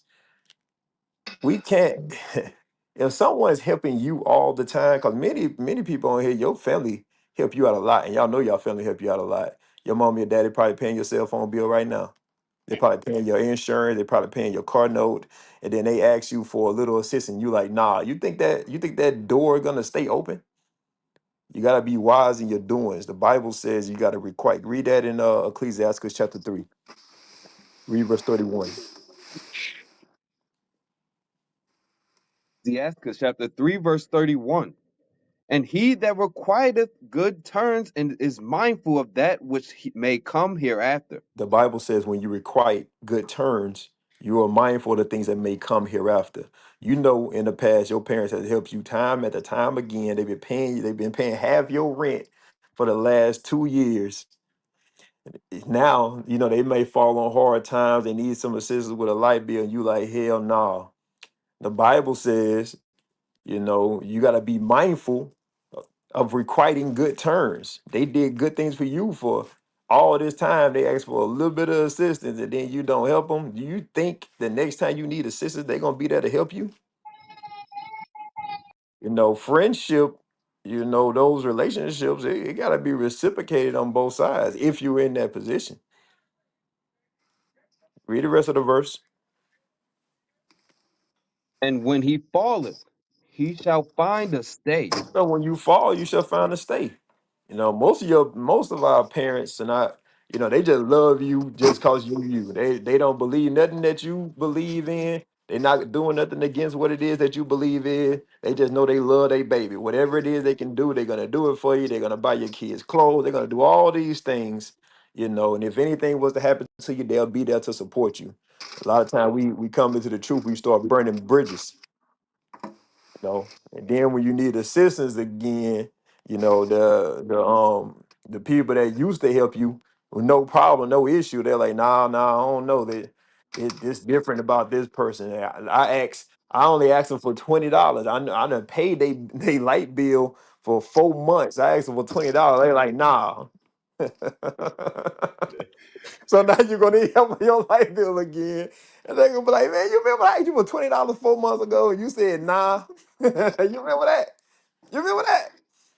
So, just be mindful. All these things are subjective. That don't mean when you see somebody, on the side of the road you never seen before, somebody at the parking lot at Walmart asking for money. Hell no, don't get them no damn money. That's where wisdom come in at. Certain situations you got to be able to apply. Now, me, I would separate that all together from business. Business is business. You know what I Right. mean? Business is business. You're gonna end up putting yourself in a bad position doing a lot of these things. Grace periods, I can understand. You know what I mean? But just be mindful. What about That- Caucasian tenants? I have like two of those. oh man, Caucasian Business is businesses. Keep their business. business. No, no Business is grace, business, no grace and here for business them. gonna be booming. You know what I mean? keep, You say what about Caucasian? Hey keep man, keep them business. contracts business specific. Yeah, oh yeah, yeah. Business is business, and business about to be booming. So I You know can what I give mean? them like 5 days too, or that's not a good If idea. you would like, yeah, you know, Okay. if you would like, you know, if you would like, it's up to you. It's your business. If you want to extend grace periods and so forth, that's up to you. Okay. Hey, I want to land back off something you said because you was in the spirit. I was just about to hit on that because it is subjective, and I like how you went with your worldly family members because hey, some of y'all got grandma on speed dial when you need something, and the scriptures do address that. Go to Luke 16 and verse 9. You know, because Show enough was saying, some of y'all got some family members, specifically grandma and them, that be there for you just because they love their baby and they love their grandbabies, and they don't believe what you believe, but they always there to help you and help their babies because they love you. That's good, right? Read that. Luke chapter 10, verse 9. And Luke healed the chapter sick. 16 and 9, 16 and 9. Luke chapter 16, verse 9. Read. And I say unto you, make to yourselves friends of the mammon of unrighteousness. God told you make to yourselves friends of the unrighteous mammon. That means continue to cultivate some of those relationships that you have with your worldly family members or even friends, because it may be through your conversation and your example over time, especially when things get bad. A lot of our wicked family members may repent when things turn up. They may come to you about this Israelite stuff and start walking that way when things turn up. You know, because you've been cordial with them, you've been friendly with them, you helped them when they needed it. They helped you when you needed it. You know, they may not keep a commandment, but you know, they may. Hey, I know you ain't got your car down, and you know you need a car to get back and work to back and forth to work to support your family. Hey, you know, I got an extra car, man. Go ahead and rock that for a few weeks or a month or so till you get your car back up. You know, don't worry about the maintenance on that. I got it. Just feed your family. This is what the scriptures are talking about making yourselves friends of the unrighteous man. Read that That again. part is kind of hard. Read it again. Luke chapter 16, verse 9. Come on. And I say unto you, make to yourselves friends of the mammon of unrighteousness, Read. that when ye fail, they may receive you into everlasting habitations. Because it's going to come a time where you may need them again, you know, and they'll help you, especially when you're on hard times, but you got to, maintain a cordial relationship. That's not saying that if they get to talking ish about the Bible and God and the Israelites, that you just wink at that and be like, yeah, let me hold $100. And me personally, I got family members, that they talk cash money about what I do. And, I keep them at a distance. I might call, hey, how you doing? Everything good? You healthy? All right. And stop wearing them pants though. All right. You have a good one. And it is what it is, you know. But don't burn bridges with people like Shonef was saying that have been good to you. They may not agree with you, but they may not talk trash about you publicly or to your face. But when they around you, they help you. They help you pay your bill. They help you, keep a car until you get your stuff. They good to you. They love you. They're your family. Because they may repent. The Lord will, and that's the hope. But sometimes we come in the truth. I know I did. I was super gung ho. I was like fire and brimstone. I didn't know what manner of man I was. So I might have destroyed some relationships at first.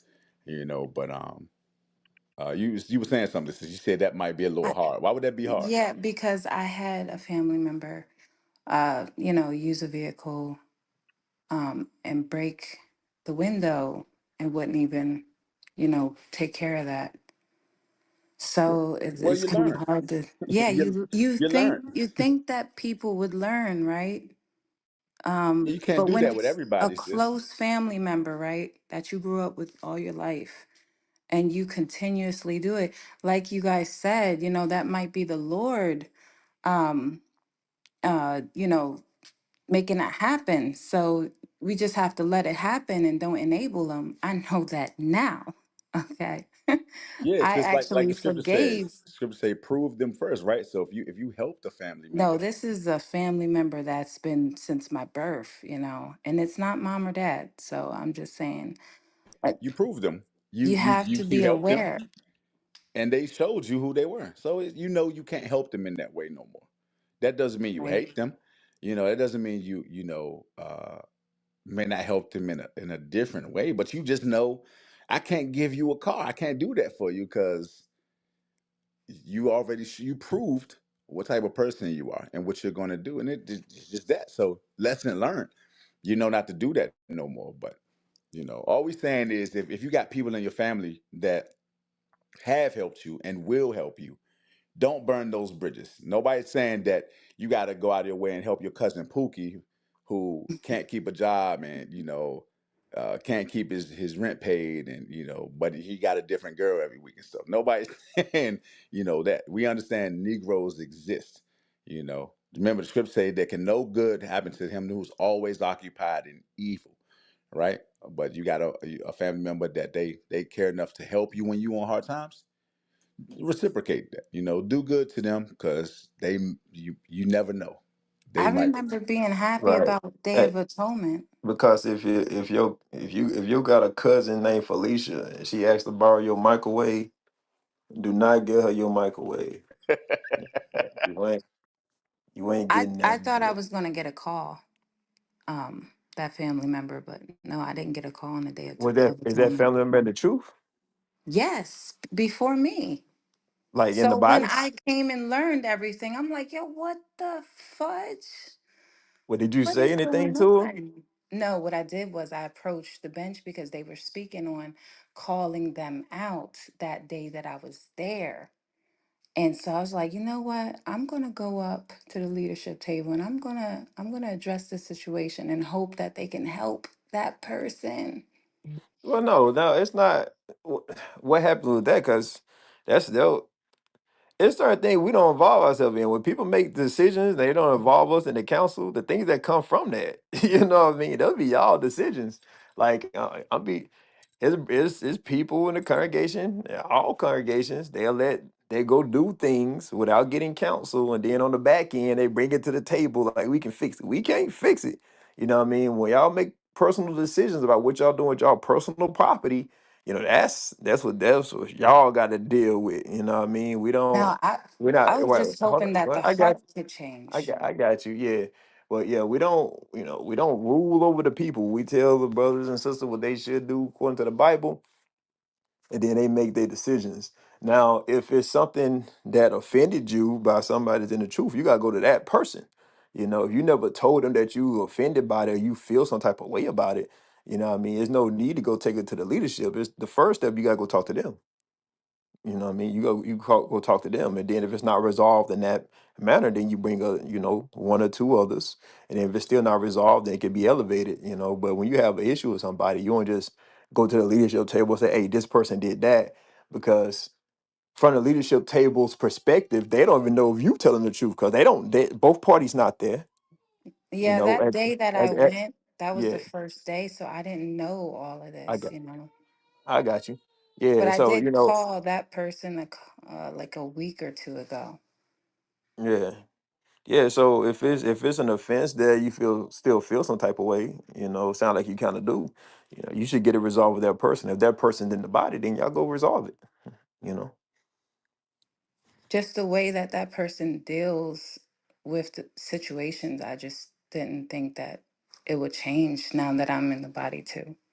Well, there's It's hard. Like I don't know what to do about that. you got to do what the Bible says to do about it.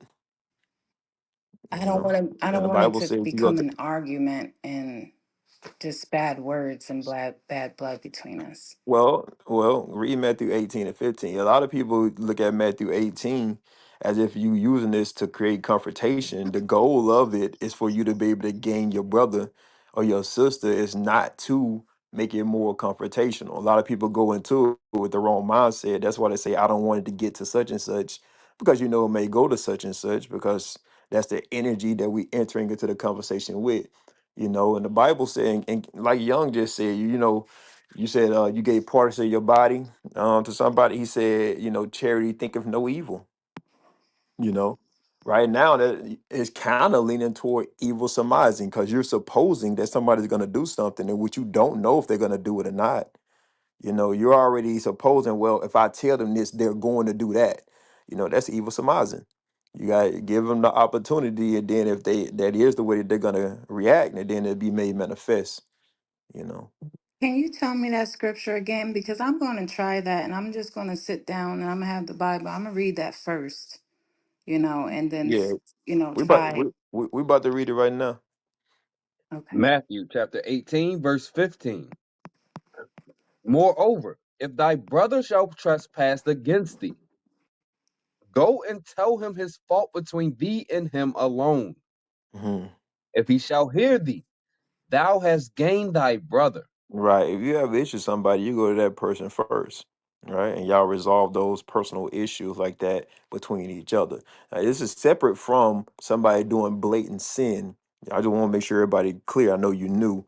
This is when you have an art, a particular art between you and another person. Y'all go deal with it one on one. When it comes to sin, though, then you can come directly to the leadership table. That need to be handled instantly. That's not something like, hey, brother, you know, I saw you over there committing adultery with this sister. I know that's not your wife. I'm just wondering why you ain't doing that. Nah, if you see that, then you bring that to the leadership table immediately.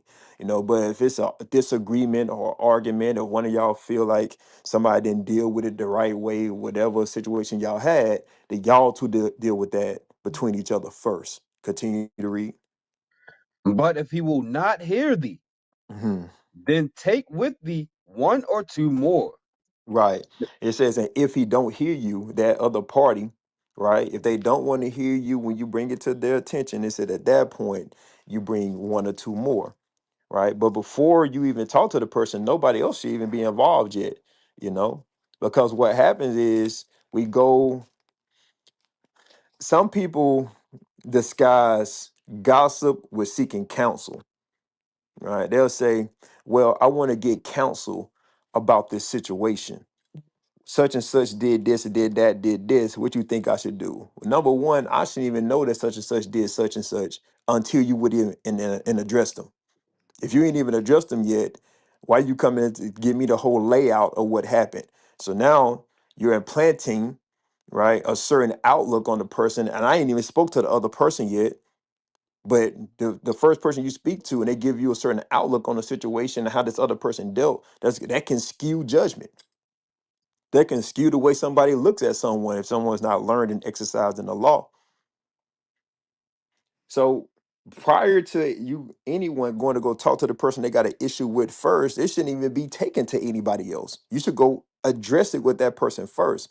And then from that situation, if it's not alleviated, if both parties, you know, if the parties haven't fixed the issue, then you bring in one or two more. But guess what? If you wouldn't have told everybody already prior to you bringing one or two more, those one or two more, they're not they're not oblivious to the situation. They already have some knowledge of the situation that's already skewed towards you. So that's why you go to that person directly. If it's not handled, then you elevate it to get two more. Continue to read.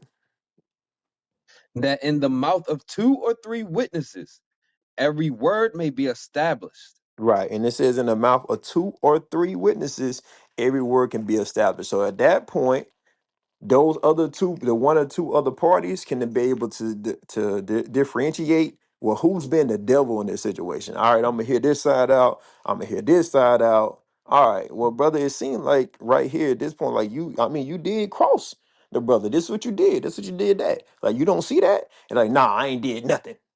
This brother just being sensitive. You know what I mean? Nah, I ain't do none of that. The same thing with the sisters.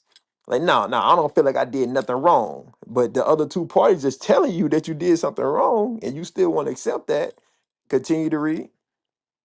And if he shall neglect to hear them, And he don't want to hear these other two parties who got nothing to do with the situation. They ain't got no dog in the fight whatsoever. Right? These one or two others, they're not going to be somebody that you close with. They're not going to be your friends. You know, preferably for y'all sisters, and they be one of the senior elder sisters in the congregation. So nobody is going to be siding with nobody. They're going to hear the facts for the facts, and they're going to make a decision based upon what they heard and according to what the scriptures say.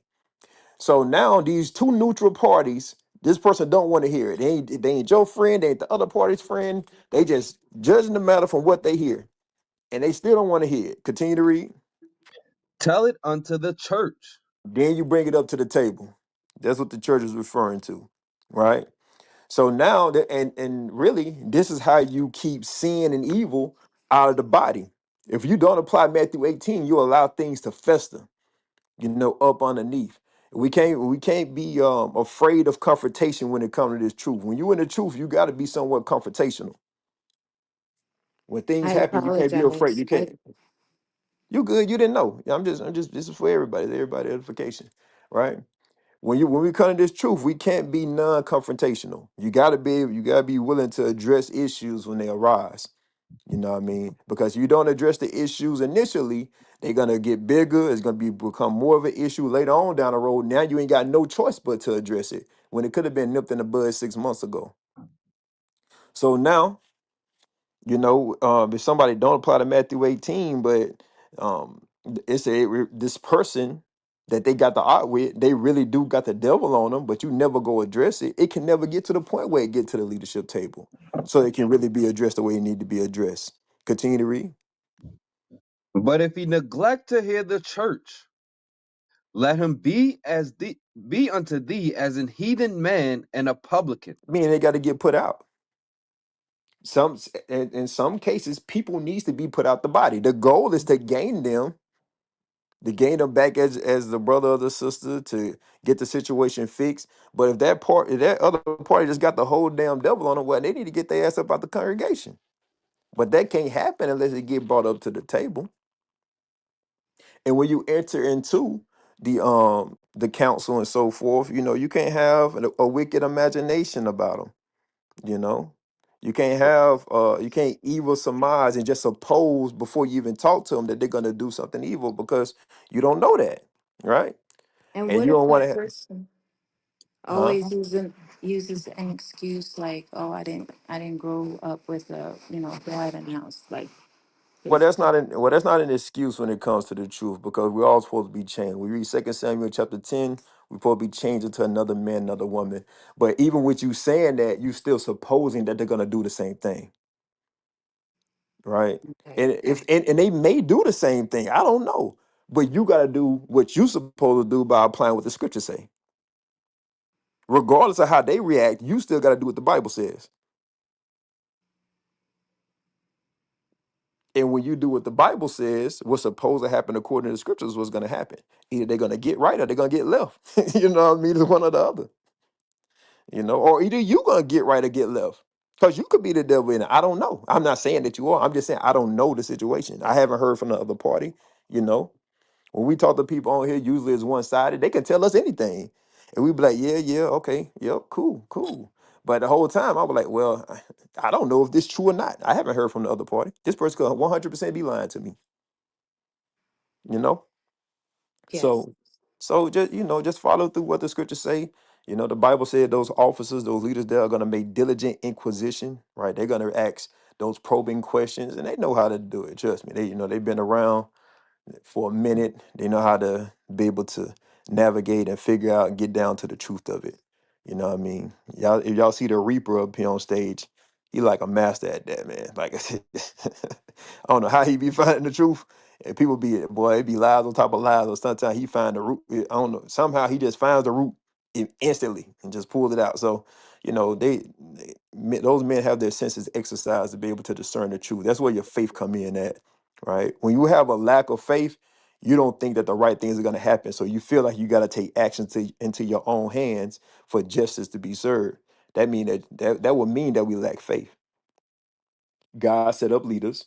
He gave us the laws to be able to follow so justice can be exercised within the congregation. If you don't believe that, then people will take it upon themselves to try to make the right thing happen. You don't have to do that. All thing you got to do is follow what the Bible says. Okay. Yeah, now that I know that, because I had just put that person out of my life. I was just like, don't, look, your debts are clear. Just leave me alone. Yeah, I mean that's Um, cool too. That you don't have to hate them, but it's gonna be certain situations in which you just don't go back and deal with people no more. I ain't got no hatred towards you, but the relationship that we used to have, it ain't gonna be like that no more. There's nothing wrong with that, but you can't have a root of bitterness toward them. And that's if why you that's and, why I gave that call. and if you do have a root of bitterness, that means it hasn't been uh, appropriately addressed. Usually, after people go through those situations, they have all with somebody, and they still feel some type of way because everything ain't been fully addressed. Everything got to be fully addressed. Say everything that needs to be said. Put everything on the table because once it's done, if we have to go revisit it, then I know who got the devil on them. So from us growing up and everything, like everything from the past, everything. No, I mean when as they came into the truth, and you came into the truth, you supposed to read that in 2 Corinthians chapter 5. No, Oh, if it like, cause if we're gonna go through that, I mean me and my younger brother, man, we did my cousins, we done had at least 1,000 fights. Like all right, so back on January 17th, 1995, you punched me in the stomach. Are you going to apologize for that or what? And they'd be like, yeah. I'm like, all right. And they said, okay. And down that same day after I punch you, you grab my glasses off my face and you broke them. Are you gonna apologize that or what? I was like, I'm gonna be like, nah, I ain't gonna apologize for that. Bro, you'll be there all day. You know what I mean? Yeah. Some things though, some things you gotta wink at. Some things you gotta let. Some we be making big deals out of little small things a lot of the time for real. Hold where we at there in 2 Corinthians. And give me that in Acts 17 and 30. 2 Corinthians 5. Don't let me forget that. But go to Acts 17:30.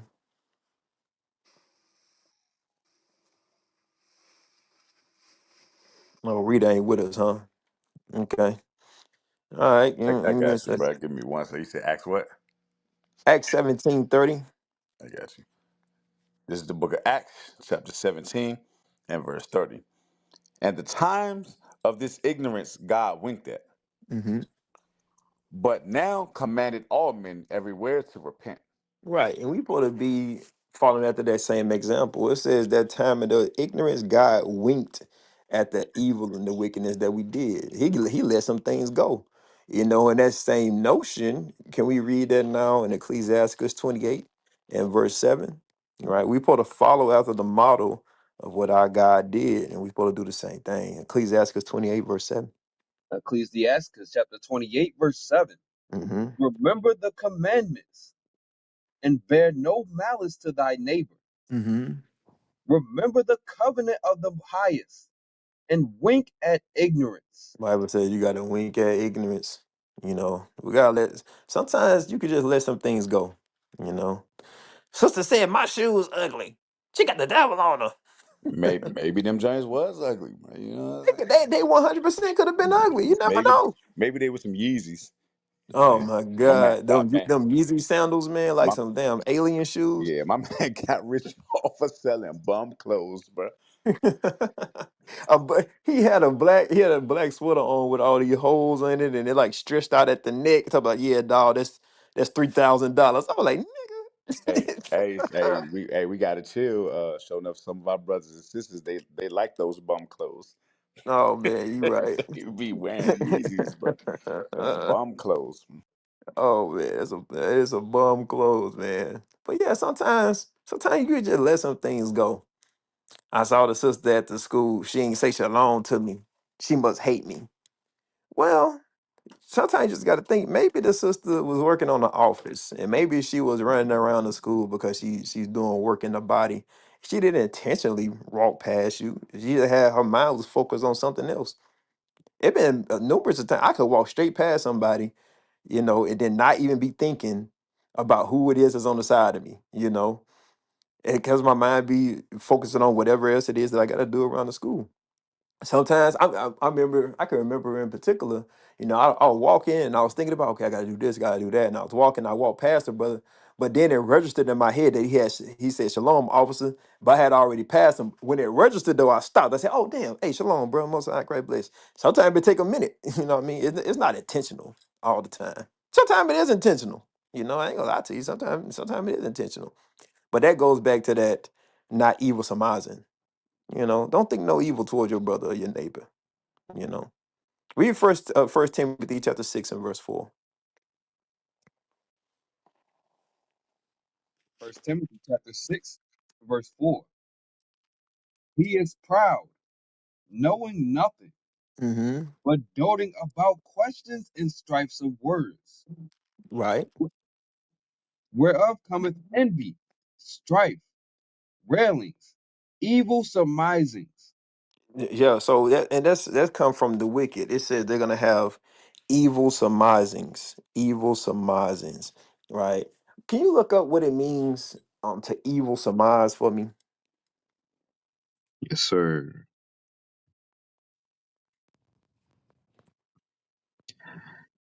Evil surmisings are Hmm. carnal speculations which come of listening to the serpent, who is always accusing someone to someone else.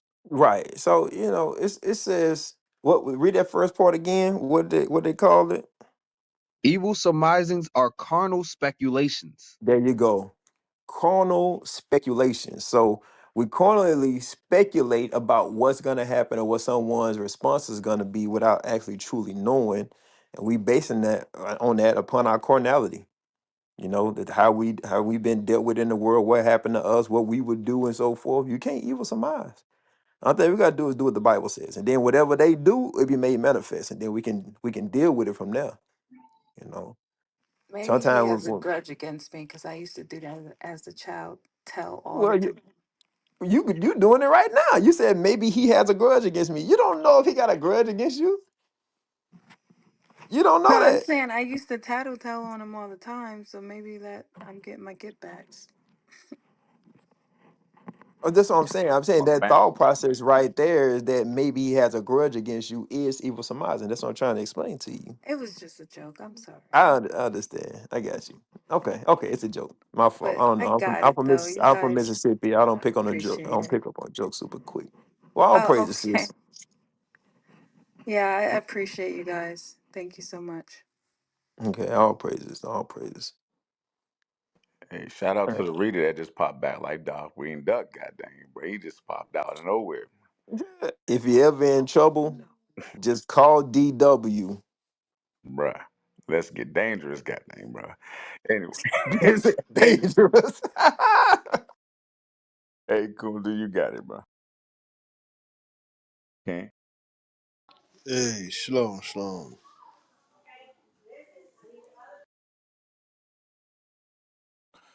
Hey, Kunta, let me ask you a question, bro.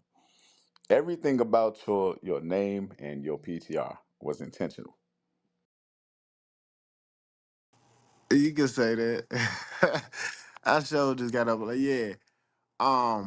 Yeah, you can say that, you know. We might be I don't know, I could have played in the movie maybe. I don't know. Well, I wasn't gonna say, but I'm gonna leave it alone. Yeah. Ain't no, Yeah, I ain't gonna. go ahead.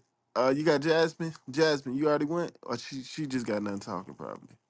Let me pull some people up on this stage. No, I haven't said anything yet. I was just I was really vibing with what y'all were saying because I'm guilty of sometimes forming my own opinion of what I think someone's intentions are towards me, and a lot of times it's not that at all.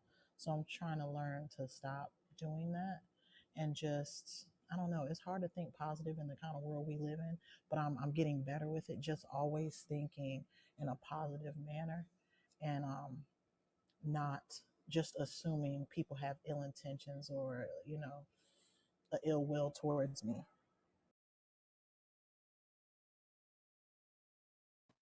Now I'm talking about for brothers and sisters that be in the school when it comes to like issues of judgment and so forth. Now that's a bunch of evil niggas in the world. You know what I mean? I'm gonna tell you right now. Oh, no If I walk, doubt. if Facts. I'm walking down the street and I see a group of 3 or 4 YNs, I'm 100% crossing the street. Like I don't. You can get mad that you want. If I'm stopped at the red light, and I see somebody walking past my door, I'm gonna hit those locks. Click, click.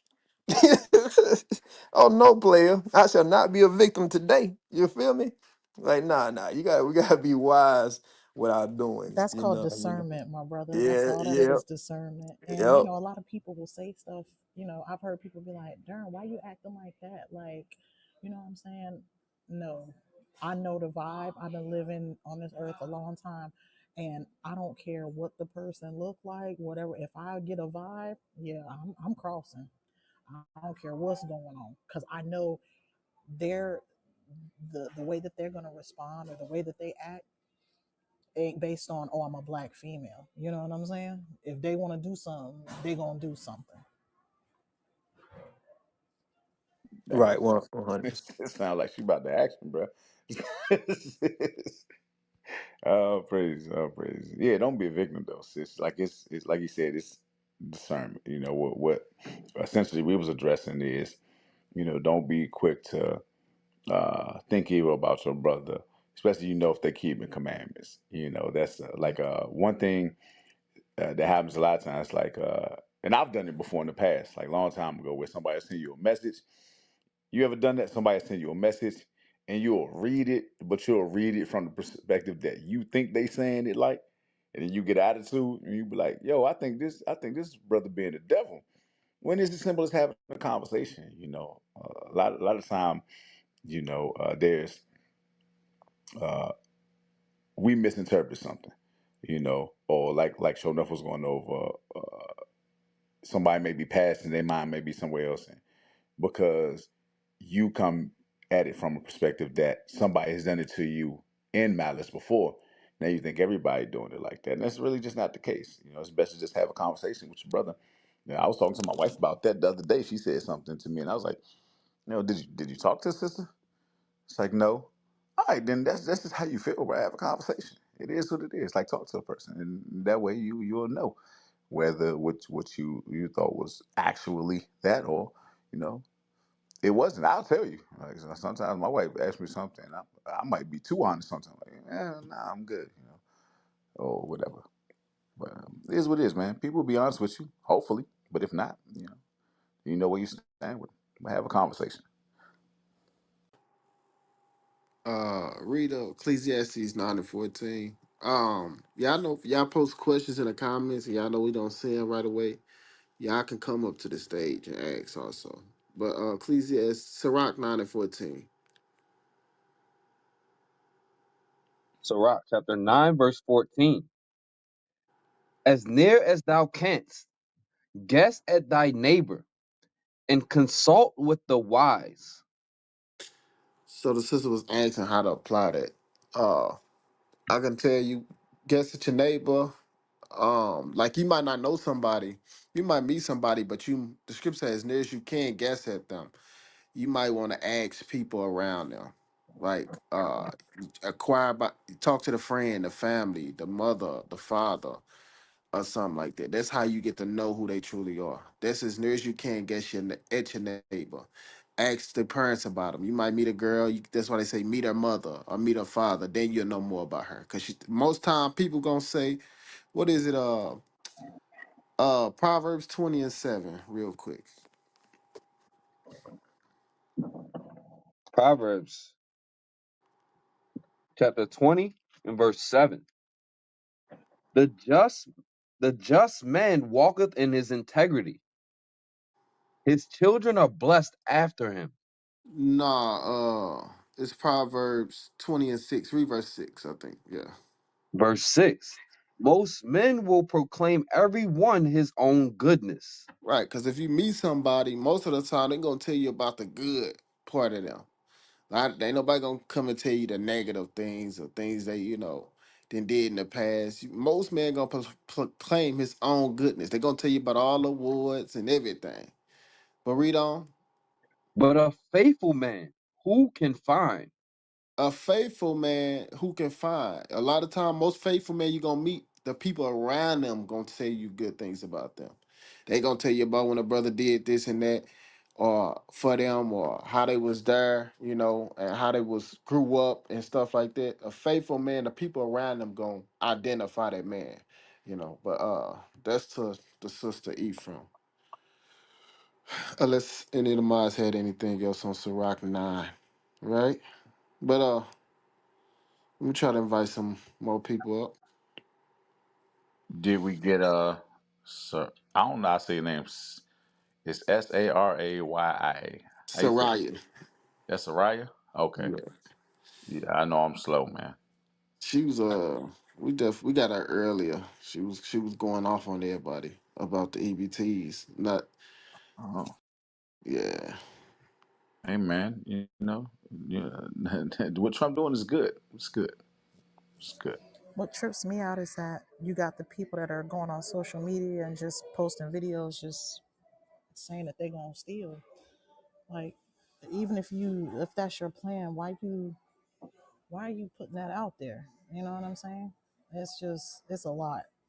I mean, it's a messed up situation for some people, but don't tell law enforcement that you're gonna go be a criminal. Come on, you gotta be smarter than that.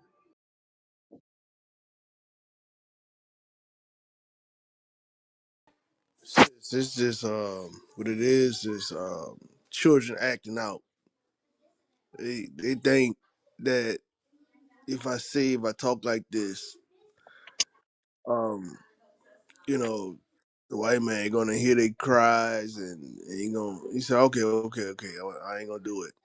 It's like a child who fold his arm and kick and kick. You know, that's what that's all about. That's just dumb to say. Yeah.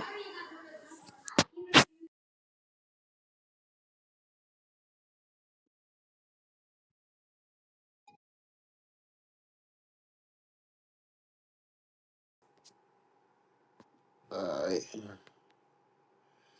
Let me bring some more people up.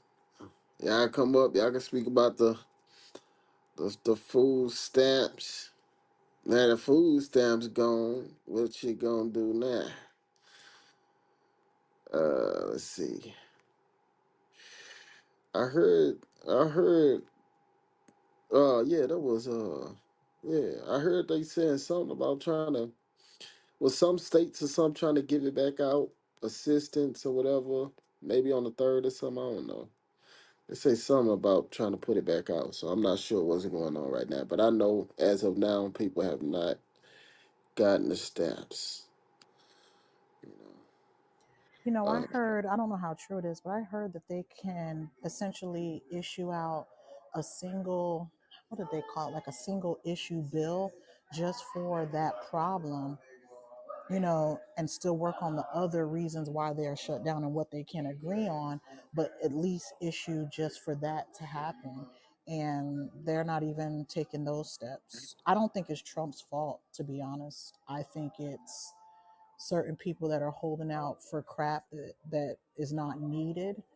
And until, you know, the administration folds and bends to the whim of the other party, they're just not going to, you know, bring it out of the situation that it's in. It's unfair and it's kind of stupid. It's very stupid, but I feel like as a whole, if they wanted to get those out there, they absolutely could. Yeah, I'm not. I mean, I don't get food stamps.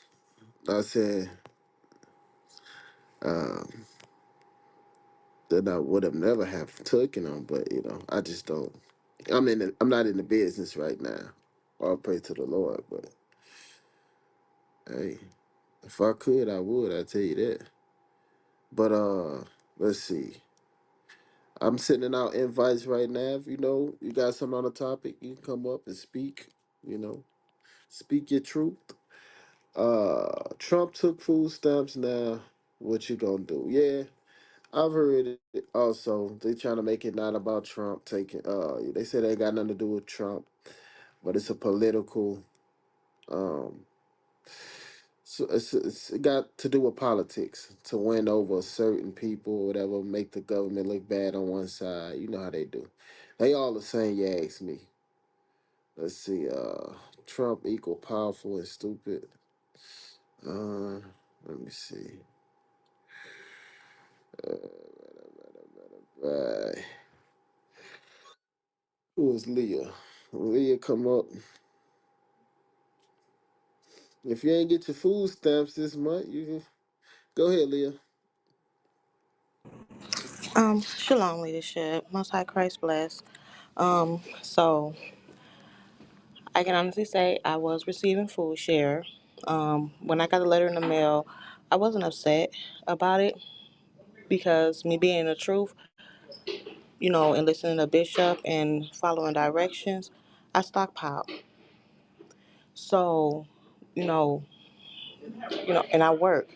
So whatever I can get, I've always been, I done been where I couldn't get stamps before.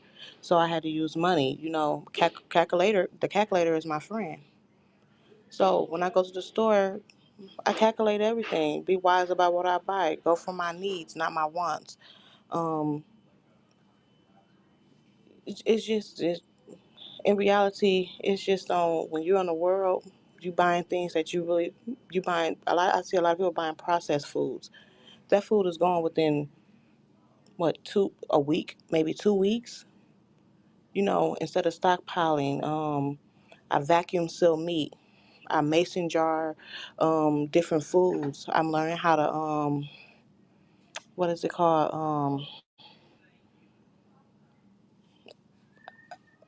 I forgot what it's called. I'm so sorry. Canned food, what?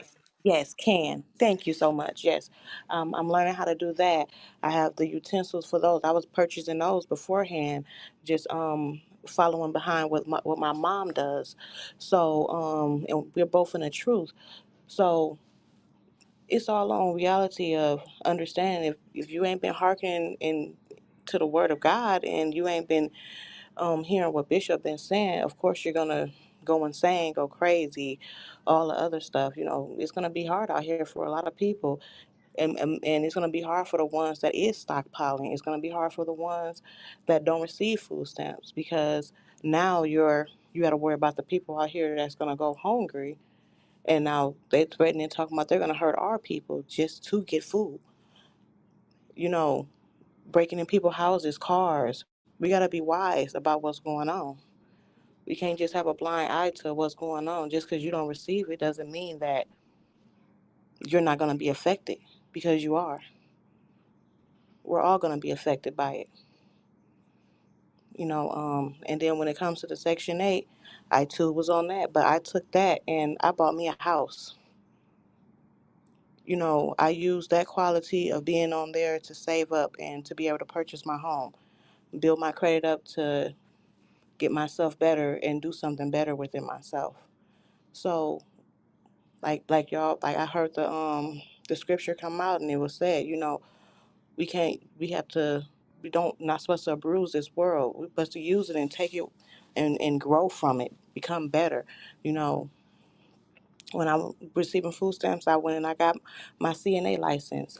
I've been a CNA for some years. I'm almost done with nursing school. So it's all on what we do with it. And like I said, it's hard out here for a lot of people, even with having children. Like I said, I went to school.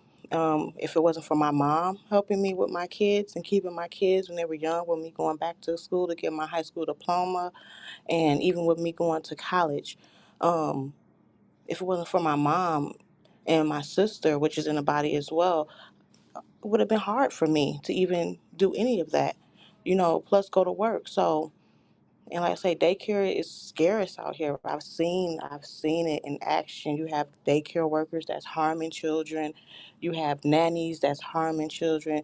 You even got family members that's literally harming other family members' children. So yeah, it's hard out here. So we have to be prepared to what's going to happen.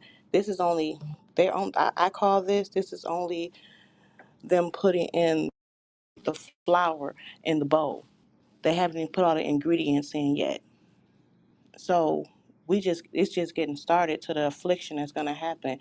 As like Hosea 5:15 says, you know, and in our affliction we gonna seek him early. So God is trying to wake up his people. So what are we gonna do? Are we gonna stay asleep or are we gonna wake up? I'll mute my mic. Yep, yep, yep.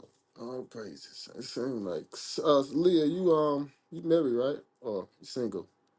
I'm single. I'm in ladies in waiting, but I'm All single. praises. I was finna say because it seemed like a lot of sisters that's speaking about the food stamp, and of course Section 8 and all.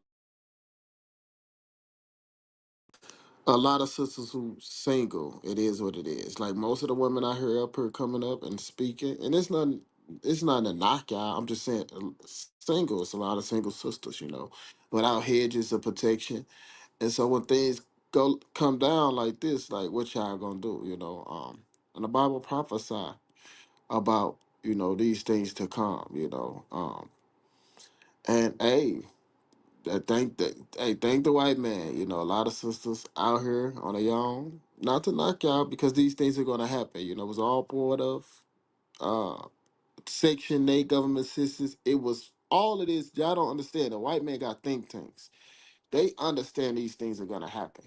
It's just we don't understand. They already was aware of these things. They understand the economy is gonna eventually fall. These things are gonna happen, especially the elites, especially those in governments. It's us. We don't understand. And that's why God gave us prophecy in the Bible to let us understand, let us know what is going to happen in these times, and so we can understand and better prepare ourselves. But I'm gonna try to bring some more people on the stage. Hey, Leah, that's all you had?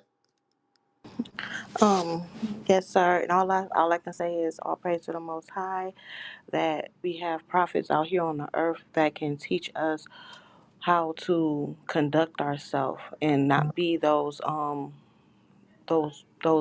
lost souls out there that's out there acting the fool. So I thank the Most High each and every day for the prophets, and I pray for you guys daily, daily, because y'all put your life on the line for us daily. So I thank y'all so much, and like I said, I thank the Most High, because without the Most High, He wouldn't have sent. We wouldn't have the prophets today. So I thank each and every one of y'all. All praises to the Most High. All praises. All praises. Hey, y'all, feel free to come up on the stage and speak on the topic at hand. Who else we got? We got Key Nadak. Nadak. You been on for a long time. Is you done? You ain't had nothing else you want to say, sis, to the topic? Nadak. Nyadak, Nyadak. Yes, you can take me down. Thank you. Near Dak. You know you're Israelite already? Nyadak, of course. I speak. Okay. Yes. All right. All right. All right.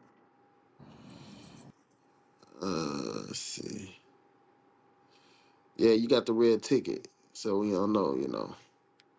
Read read out the reader. What a reader. Read Isaiah 32 and 9 real quick for the people. Isaiah chapter 32, verse 9. Rise up, ye women that are at ease. Hear my voice, ye careless daughters. Give ear unto my speech. Many days and years shall ye be troubled, ye careless women, for the vintage shall fail, the gathering shall not come. So the gathering, this prophetic, and so we seeing it as time go on, the Lord giving us signs. He said the gathering shall not come. It's gonna come a time where ain't nothing coming. All of this hope that it's gonna be released on the and they might open it back up to where you get government assistance. But it's going to, believe it or not, it's going to come a time where it's not going to come anymore. You know, it said it shall not come. Read. Tremble, ye women that are at ease.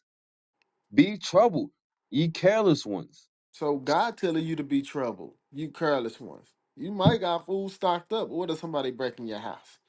Then what you gonna do? You understand? Read. strip you, and make you bare, So when it says strip you, make you bare, it's going to humble yourself, fasting and praying. Come on. and gird sackcloth upon your loins. They shall lament for the teats, for the pleasant fields, for the They sh- fruitful. they should lament for the tits. It's talking about the children, your children. Because if you hungry, guess who's gonna be hungry next? Your children. Lament, cry for the tits. That's what it's going into. The children. He said tits. Read on. For the pleasant fields, for the fruitful vine. Upon the land of my people shall come up thorns and briars. Meaning nothing. That's what it's going into. Famine, famine, famine. But that's all I wanted right there. Let me see. It's what time is it? I think we switch over in a minute. Hey, show enough. We switching or what? We switch at 12. Oh, matter of fact, it's open right now. All Yes, praises. sir. All praises. That's what's up. All right, so King, y'all, what's up? He about to come plug the room. We finna plug the room in a minute. Yeah, what we gonna do is we're gonna end up moving over to upload God's laws. So we're gonna plug it real quick.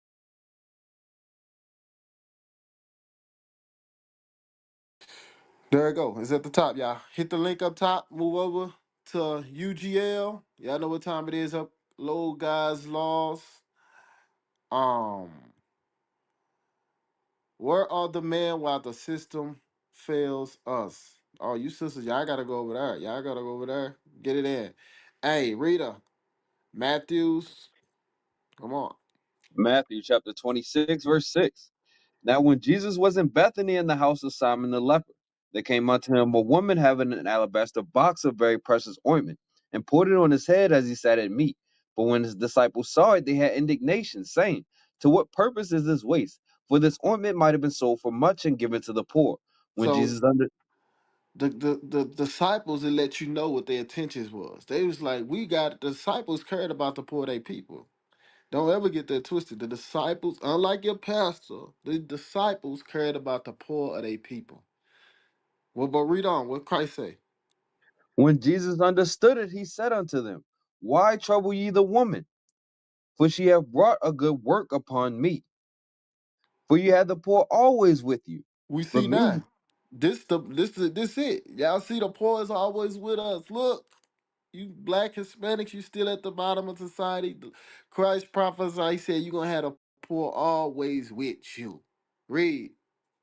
But me ye have not always. For in that she hath poured this ointment on my body, she did it for my burial. Verily I say unto you, wheresoever this gospel shall be preached in the whole world, there shall also this that this woman have done be told for a memorial of her. Right. So this sister, in honor of our Lord and Savior, she anointed him, a black man. This sister's a black sister too. And she anointed our Lord and Savior Jesus the Christ because she understood the importance of Christ was to give his life not only for her, but her people, the children of Israel. And salvation will come through Christ. And so in honor of that, she anointed him for his death. And that's what we make memorial or memorialize this sister because Christ said, remind the people what she did because it has importance to even to this day. Christ will be the one who delivered us. He died for us, he rose, and the Bible speak about our deliverance from the hand of the black Messiah. Other than that, y'all, let's move over to upload God's laws. I see you over there. Shalom, most high in Christ bless. We out.